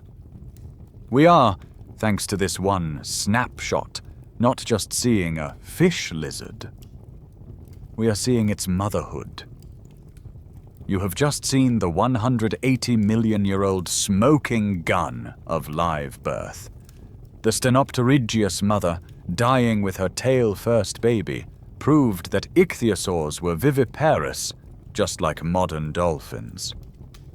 This solved one of the great paradoxes of marine reptiles. But it also created a new assumption. We all just assumed that all the other great marine reptiles, the ones like mosasaurs that couldn't haul out on land, must have done the same thing. And what about the dinosaurs themselves? When you think of a dinosaur egg, your mind goes straight to the Gobi Desert. You picture a protoceratops nest, full of hard, calcified, bird-like eggs. We find them all the time. But modern reptiles lay two kinds of eggs. There are hard-shelled eggs, like a crocodile's, and there are soft, leathery, parchment-like eggs, like a snake's or a lizard's. The hard-shelled ones are full of calcium, so they preserve. They win the fossil lottery all the time. The soft-shelled ones? They are just protein. They rot. They vanish. What if some of the largest, most famous dinosaurs, or their monstrous marine cousins, laid soft eggs? How would we ever know? You can't find a fossil of something that's designed to disappear. You are no longer in the Jurassic. You are in the late Cretaceous, 70 million years ago. You are on Seymour Island, off the coast of Antarctica. This is not the frozen, dead continent of today. It is a cold but thriving ecosystem. The water is full of life, and it is patrolled by the mosasaurs, the 40-foot-long T-Rex of the deep. In 2011, a team of Chilean scientists was surveying the island, and they found something. It was huge. It was nearly a foot long, 28 centimeters, and it looked like a giant, deflated, fossilized football. It had no bones, it had no shell. It was just a shape. It was so baffling. It was given the official quirky tidbit nickname by the team, the Thing. For nearly a decade, this specimen sat in the collections of Chile's National Museum of Natural History, unlabeled. It was a mystery rock, a weird, fossilized pancake. No one knew what to make of it. It was a fossil of nothing. It had no skeleton. It had no hard parts. It was just a large, leathery, folded-over thing. Until 2020. Dr. Julia Clark, a paleontologist from the University of Texas, was visiting the museum. She had a theory about soft-shelled eggs. She asked to see the mystery specimens. They brought her the Thing. She looked at it, and she saw something no one else had. She didn't see a rock. She saw a texture, a microscopic, layered, leathery, crenulated texture. She recognized it. It looked exactly like a modern, soft-shelled snake or lizard egg that had hatched and collapsed. This was a wild hypothesis. How do you prove that a rock is, in fact, a 70-million-year-old leathery egg? You do an autopsy on the skin. This is the scientific evidence. The team took a microscopic sample of the fossil's skin and put it under a scanning electron microscope. They compared its structure to hundreds of modern eggs. The match was perfect. The skin was not a geological formation. It was a membrane, a complex biological layered membrane, just like a modern soft-shelled egg. Then, they did a chemical analysis. The fossil lacked the chemical structure of a hard, calcified bird-like egg, but it did have the chemical fingerprint of the soft, protein-based chorion, the leathery outer layer of a reptile egg. It was definitively an egg. And it was colossal. At nearly a foot long, this is the largest soft-shelled egg ever discovered. It is the second largest egg of any kind known to science, second only to the eggs of the giant, extinct elephant birds of Madagascar. This egg was huge, and that meant the animal that laid it had to be enormous. The team calculated the size. The mother would have to have been a reptile at least 20 feet long, and that was a conservative estimate. So, what 20-foot-long reptile was living in Antarctica 70 million years ago? A dinosaur? Unlikely. But the seas were full of 40 and 50-foot-long mosasaurs. The only candidate that fits the bill is one of these giant marine predators. This one, deflated football, has blown the doors off our understanding of marine reptile reproduction. This is the mainstream historical fact. It implies that not all giant marine reptiles gave live birth like the ichthyosaurs. Some of them, the mosasaurs, laid giant, leathery, soft-shelled eggs, just like their modern-day relatives, snakes and monitor lizards. But this, of course, throws us into a brand new, screaming, open, scholarly debate. Scientists are now in a fierce argument over the logistics. How did this 40-foot-long, 15-ton mosasaur, an animal with 4 tiny, useless flippers designed for steering, not walking, somehow manage to wriggle its way onto a beach like a modern and much better designed sea turtle? Did it dig a hole, lay this one giant leathery egg, and then wriggle its way back to the sea? It seems impossible. The physics don't work. It would have been crushed by its own weight. Or is there a second, far weirder possibility? Ovoviviparity. What if the mother retained this giant, soft-shelled egg inside her body? What if it was never laid at all?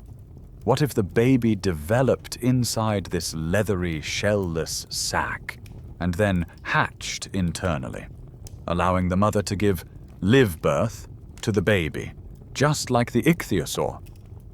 In this view, the egg was just an internal travel case. So, why did they find this one? Why was it all by itself, on the seafloor, where it could be fossilized? Was it a miscarriage?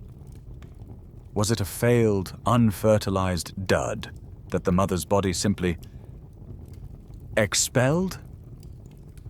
We don't know. But that one lonely, deflated mystery rock from Antarctica has opened a new window, and it has proven one thing. The history of life is always more complex and far, far stranger than we ever give it credit for. You have just seen the unfossil, a 70-million-year-old soft-shelled egg that shouldn't exist. A mystery rock that has opened a massive new debate about how the sea monsters of the Cretaceous reproduced. That fossil was preserved because it was an unfossil. It had no hard parts, no bones, nothing to signal what it was. But what about the soft parts? Inside the bones. We've seen the ghosts of organs. We've seen the stomach contents of Leonardo the hadrosaur. We've seen the 3D digestive tracts of the Moroccan trilobites, preserved in volcanic ash. But all of these are casts, impressions, or last meals. They are the evidence of organs. You can't really find an organ. You can't find a 380 million year old heart. A heart. Think about it. It is the softest of the soft. It's a bundle of specialized, water-rich muscle. It is designed to work non-stop for a lifetime, and to rot almost instantly upon death. You are asking for the impossible. You are leaving the cold shores of Antarctica. You are traveling back in time, deep time. You are in the Devonian period, 380 million years ago. This is the age of fishes. This is long before the dinosaurs, long before the Great Dying. This is even before the first vertebrate animals had truly, meaningfully walked on land. You are in Western Australia, in a place called the Gogo Formation. In the Devonian, this was a massive, tropical, Great Barrier Reef, teeming with life. And this reef was ruled by a new, terrifying evolutionary innovation. Placoderms. The armored fish. These were not fish as we know them. They were tanks. Their entire front ends, their heads and their chests, were encased in interlocking, sharp, bony armor plates. They were the first jawed vertebrates on Earth, and they were the undisputed kings of the sea. And the preservation recipe at Gogo is unique. It's not a soft mud Lagerstätten. It's a reef. When these armored fish died, they sank into the low oxygen mud between the reef structures. And then, the reef itself became their coffin. A hard limestone concretion, a nodule of rock, formed around their entire 3D body. This is the mainstream historical fact of Gogo. The fossils are not flat. They are preserved in perfect, uncrushed 3D inside these oblong, stony coffins. For decades, the only way to study them was to destroy them. Paleontologists would dip the entire stony nodule into a bath of weak acetic acid, vinegar. The acid dissolves the limestone rock, but it doesn't touch the fossilized bone, which is made of calcium phosphate. So, over weeks and months, you would melt the rock away, and the perfect 3D delicate skeleton would, as if by magic, emerge. This is how we've studied them for 50 years. But now, we don't have to dissolve the rock. We have CT scanners. We can peer inside the unopened, stony coffins and see everything. In 2022, a team of scientists led by Dr. Kate Trinajstic did just that. They were not looking for organs. They were just trying to map the 3D skeletons of these common, armored Gogo fish. They put a nodule in the scanner. The X-rays penetrated the stone, and the 3D model appeared on the screen. There was the bony skeleton, the armor-plated skull, and something else. A small, dense, mineralized lump, right behind the head, just below the gills. Right where a heart should be. It couldn't be. It had to be a preservation artifact. A random lump of pyrite. A weird rock. They scanned another. It was there too. And another, and another. This is the scientific evidence. They had found a heart, not a ghost, not an impression, a 3D, mineralized, soft tissue heart. The recipe was a miracle. The anoxic, bacteria-rich mud had perfectly mineralized the soft tissues, molecule by molecule, with iron sulfide, at the same time that the bony skeleton was being preserved. It gilded the organs in metal, just like the New York trilobites, but this time in 3 dimensions. And it's not just a heart. It's a complex heart. This is what rewrites the textbooks. The scan revealed its internal structure.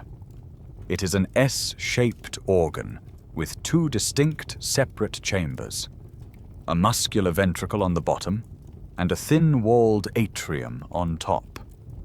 This is not a simple, primitive, tube-like fish heart. This is the basic two-chambered blueprint for our hearts, for every vertebrate heart. This complex two-chambered design, atrium on top of the ventricle, was not a late evolutionary invention. It was already in place, 380 million years ago, in an armored tankfish, 100 million years before anything walked on land. And the quirky tidbit? They didn't just find the heart. As they scanned more and more nodules, they found other organs. They found a 3D, mineralized stomach with its thick, muscular walls. And they found the liver. The liver, they noted, was massive. It was large, oily, and buoyant, just like the liver of a modern shark. This is a huge clue. It tells us these heavily armored fish weren't bottom grubbers, doomed to sink. Their giant, fatty, oily livers acted as a buoyancy compensator, allowing them to be neutrally buoyant, to float, to hunt in the middle of the water column. This, of course, has completely shattered a long-held open scholarly debate. Scientists and scholars had long argued that primitive fish, like these placoderms, must have had primitive, simple, linear hearts, like a modern, jawless hagfish. The evolution of the complex, S-shaped, two-chambered heart we all assumed must have been a stepping stone on the path to land. This 380 million-year-old 3D mineralized organ proves that is dead wrong. The basic, powerful, efficient blueprint for the vertebrate heart was already in place. It evolved in the water. It was not an adaptation for land. We, as land-dwelling, four-limbed tetrapods, did not invent this complex heart. We simply inherited it from a 380 million-year-old armor-plated fish. You have just seen the 380 million-year-old impossible heart, a 3D, mineralized organ that proves the blueprint for our own bodies was forged in the Age of Fishes. That was a discovery of an internal complex organ. But what about the external features? What about the simple, fleeting, temporary parts of a body? What about a belly button? You are back in the 130 million-year-old volcanic ash beds of Liaoning, China. This Lagerstätten is the gift that keeps on giving. It gave us the dino-mammal fight. It gave us the Archaeoraptor, fake. And it gave us Psittacosaurus, the parrot lizard. You are looking at another Psittacosaurus specimen, this one housed in the Senckenberg Museum in Germany. It is, like the others, a miracle of preservation. It's not a skeleton.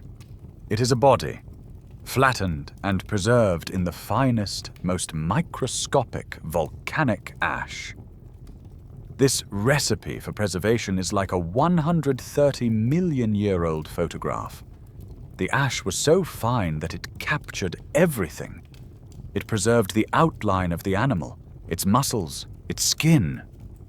And the skin is perfect. This is the scientific evidence. For years, scientists have studied this specific fossil.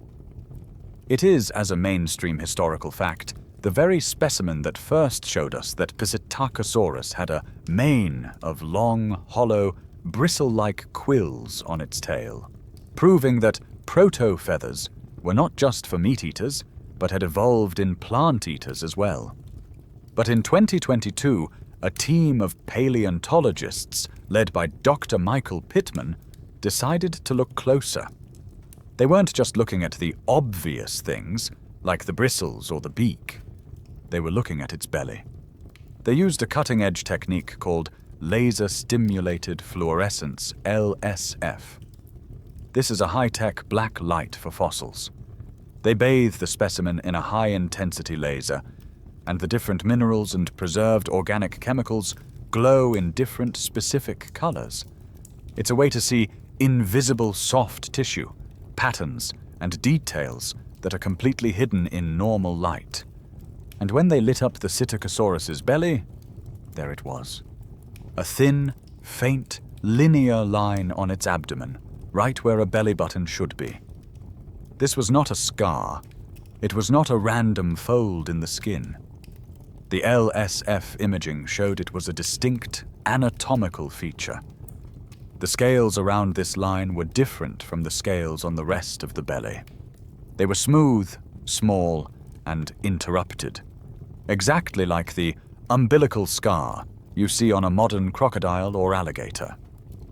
You are looking at a 130 million year old belly button. This is the first time this has ever been seen, definitively, on a non-avian dinosaur. And what does it tell us? It's not just a cute detail. It is the smoking gun that confirms dinosaur biology. This simple linear scar is the last lingering trace of the umbilical cord that connected the baby Psittacosaurus to its yolk sac while it was still inside its egg. This proves, with a physical scar as evidence, that dinosaurs developed inside their eggs just like modern birds and crocodiles. They were nourished by a massive external yolk, and when they hatched, this connection sealed up, leaving a scar, a belly button. And this, of course, gives us the ultimate quirky tidbit for all future dinner parties. Yes, Psittacosaurus had one, but the anatomy is basal. It's fundamental.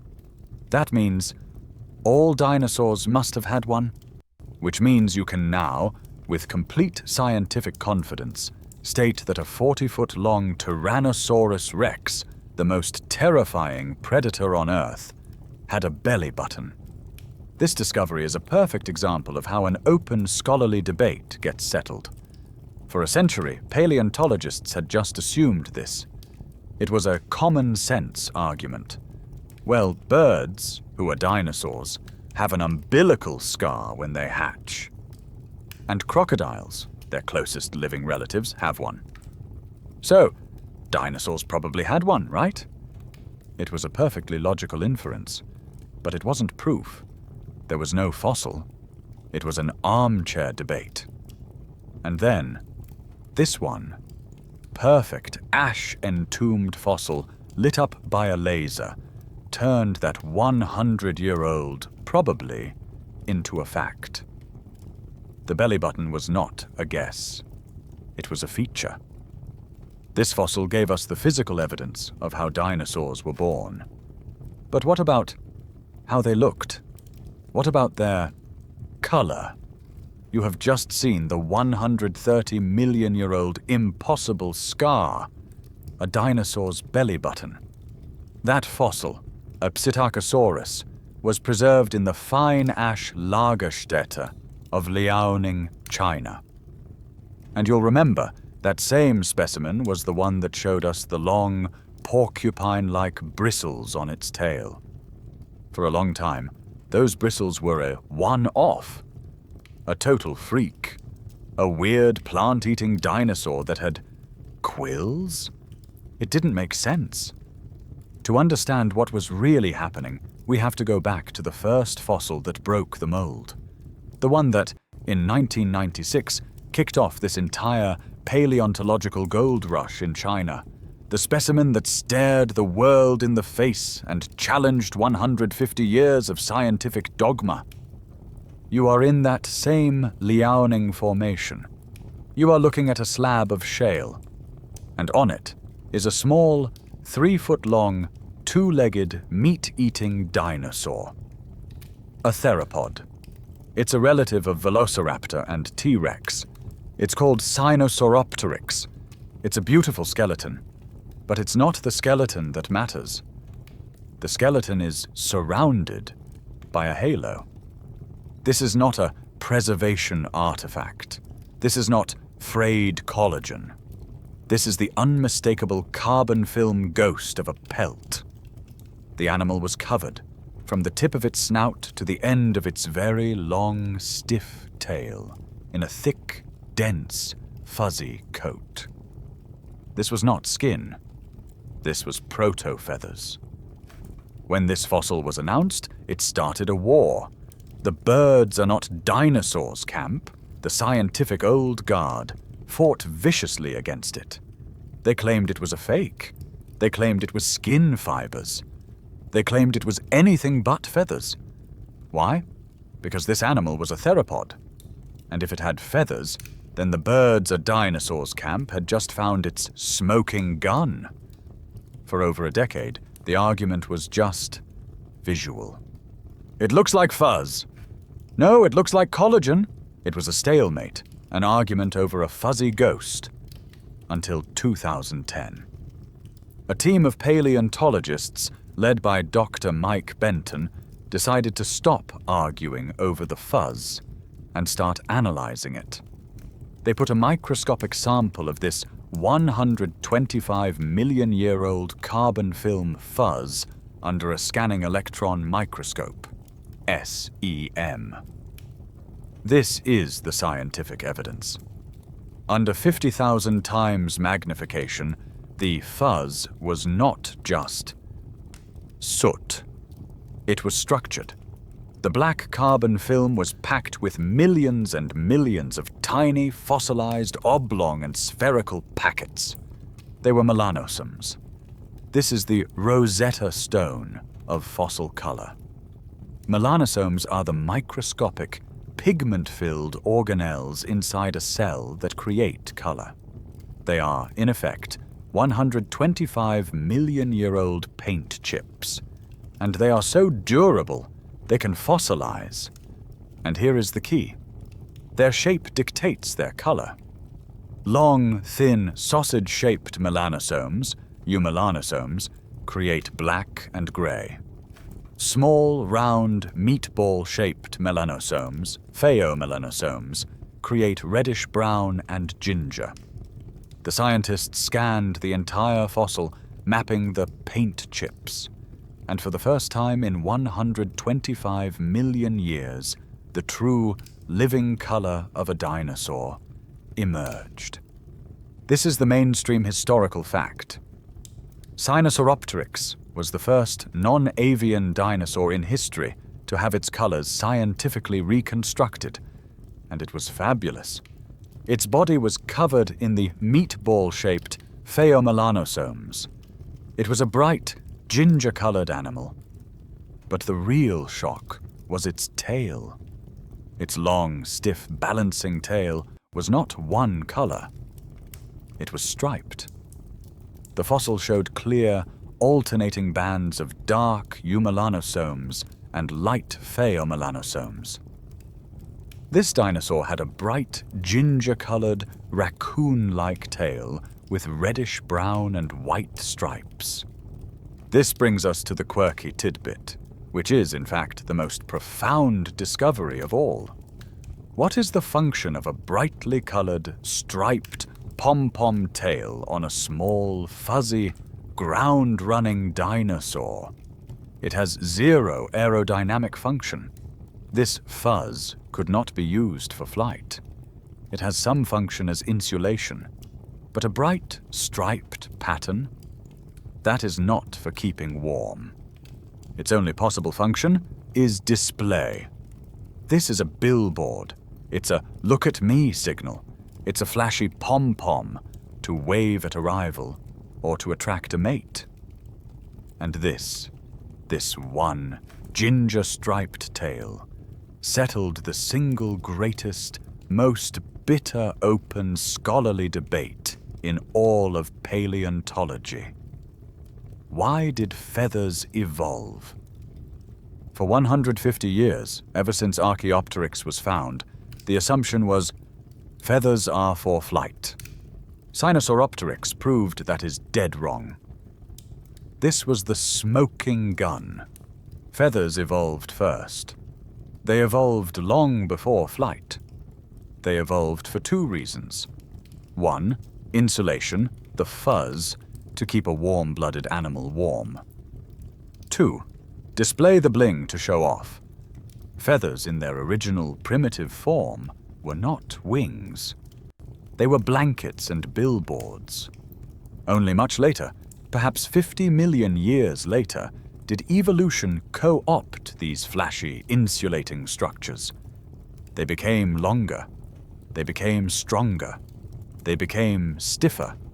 They became wings. Flight, it turns out, was just a happy accident. It was an evolutionary byproduct of evolving a fabulous striped, ginger-colored tail.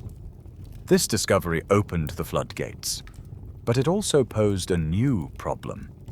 If all these mummies are being found by commercial tusk hunters and farmers, what happens when the next most thawing jackpot of fossils is us?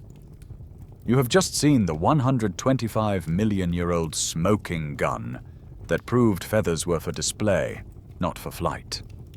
Sinosauropteryx was a fuzzy ghost, a carbon film preserved in a volcanic ash bed. But now, our journey must take us full circle. We must return to the pause button. We must return to the permafrost. We have celebrated its miracles. We have seen Blue Babe, the bison. We've seen Sasha, the strawberry blonde rhino. We've seen Spartak, the perfect lion cub, and Yucca, the mammoth with liquid blood. We've seen the 42,000-year-old horse that is the candidate for de-extinction. These discoveries are a golden age of paleontology.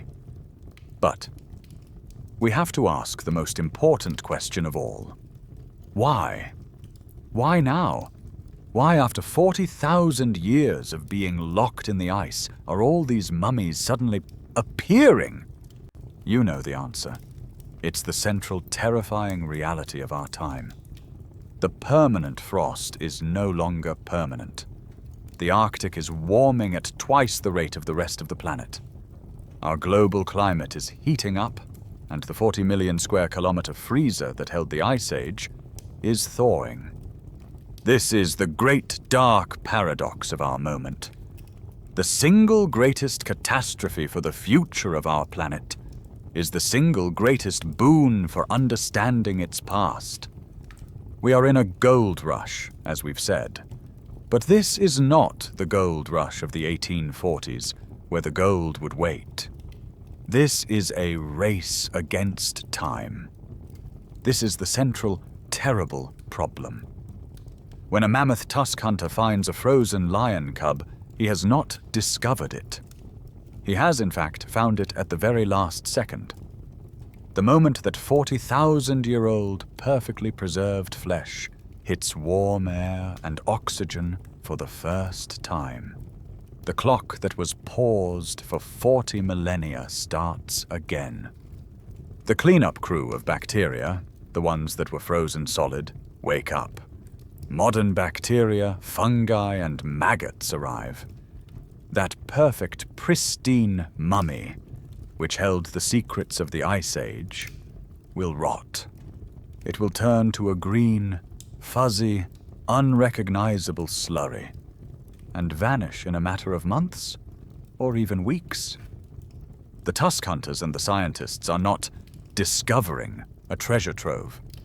They are in a desperate rescue mission. They are trying to grab these priceless specimens from the collapsing, thawing riverbanks before they are lost forever. For every one Sasha or Yucca that is found and saved, how many thousands are just melting, unnoticed, and rotting back into the mud?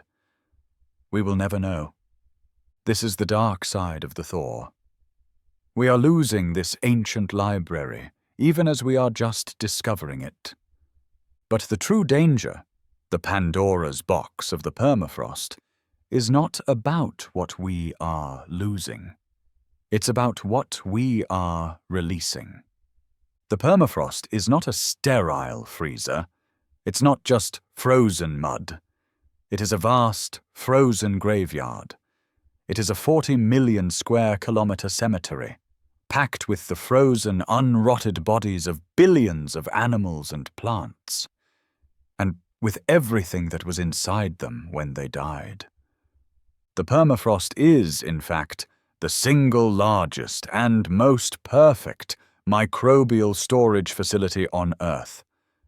This is the scientific evidence that should, and does, keep virologists and epidemiologists awake at night.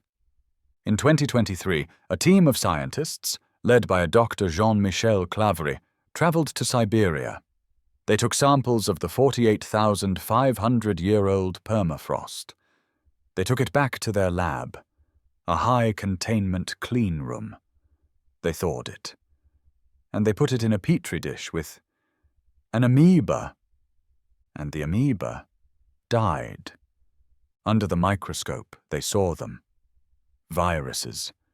Viruses that had been frozen solid, dormant, for 48,500 years. They thawed out, and immediately started hunting, infecting, and killing their amoeba prey. This is not a theory. This is a mainstream historical fact. They revived a 48,500-year-old zombie virus. This one was a new species of pithovirus, a giant virus that, thankfully, only infects amoebas. It is harmless to humans. But it proves the principle. It proves that a complex infectious virus can remain perfectly, cryogenically viable for nearly 50,000 years. And now we are thawing the entire freezer, all at once. This is the Pandel's box scenario. What else is in there?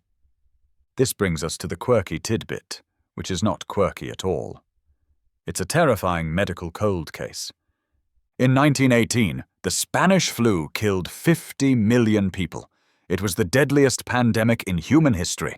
One of its ground zeros was a small, remote Inuit village in Alaska called Brevig Mission. The flu burned through the village, killing 72 of its 80 adult inhabitants in 5 days. They were buried, in their parkas, in a mass grave, dug into the permafrost. In 1997, a scientist named Johan Hultin went back to that grave. He got permission from the elders.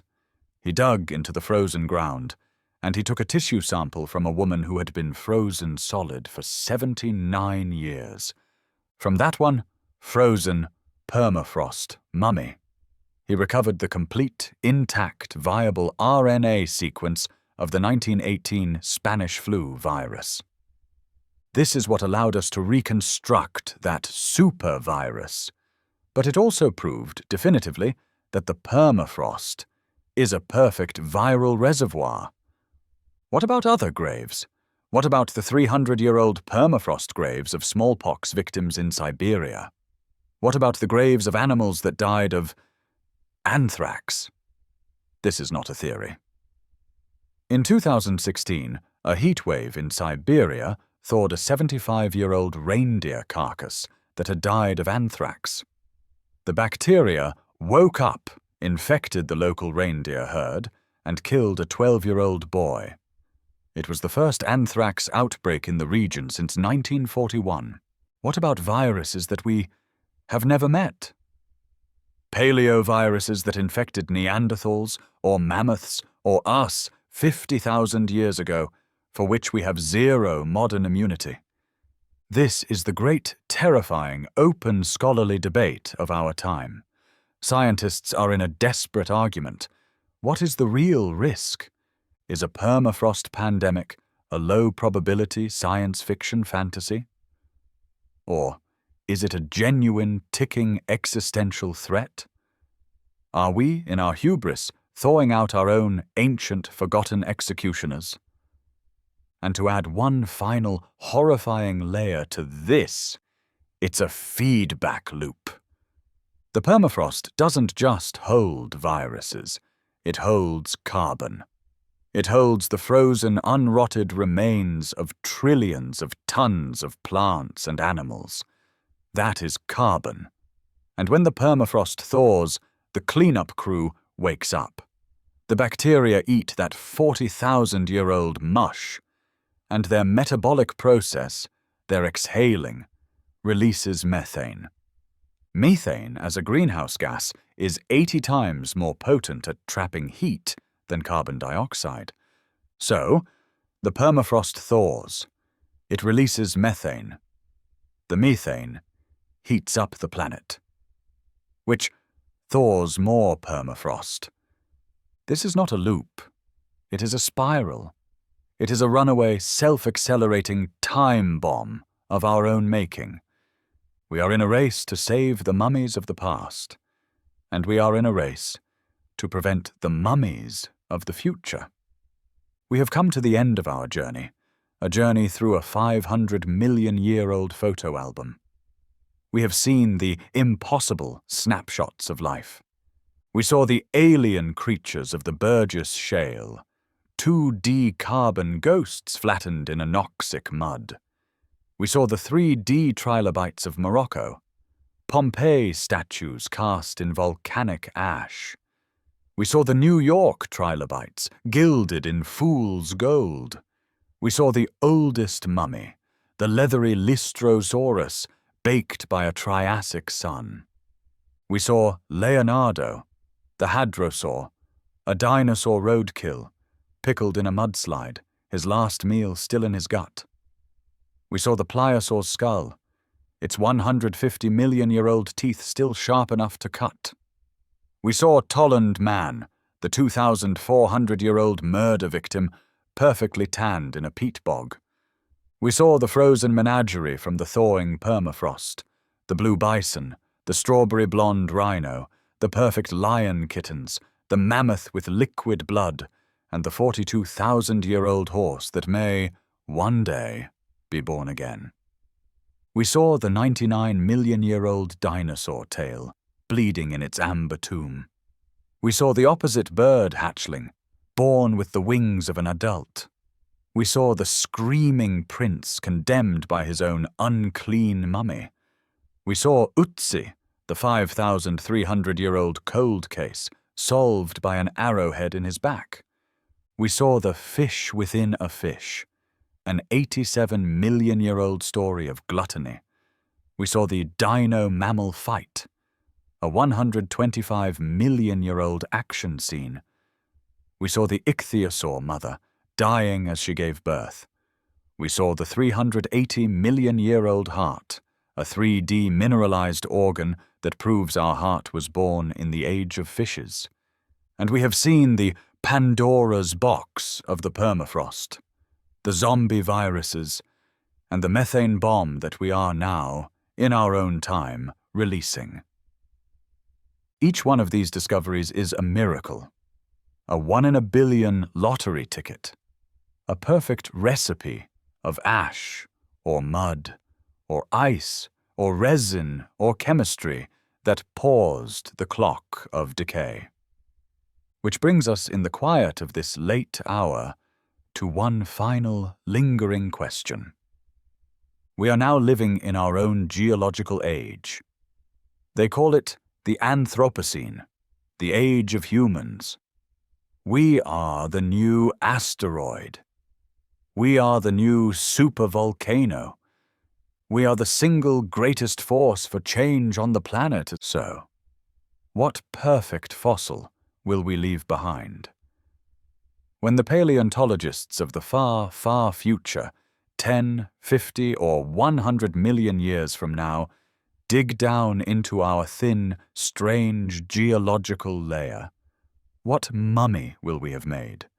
What will be our snapshot? We won't have Lystrosaurus mummies, baked in a post-apocalyptic desert. But we will have our landfills. Our landfills are, in fact, perfect preservation machines. They are the bog bodies of the Anthropocene. We meticulously layer our organic trash, which rots, consuming all the oxygen, with layers of impermeable plastic and clay. We are intentionally creating the exact, anoxic, sealed-off conditions that preserve things. Future archaeologists will not be finding bones. They will be digging up everything.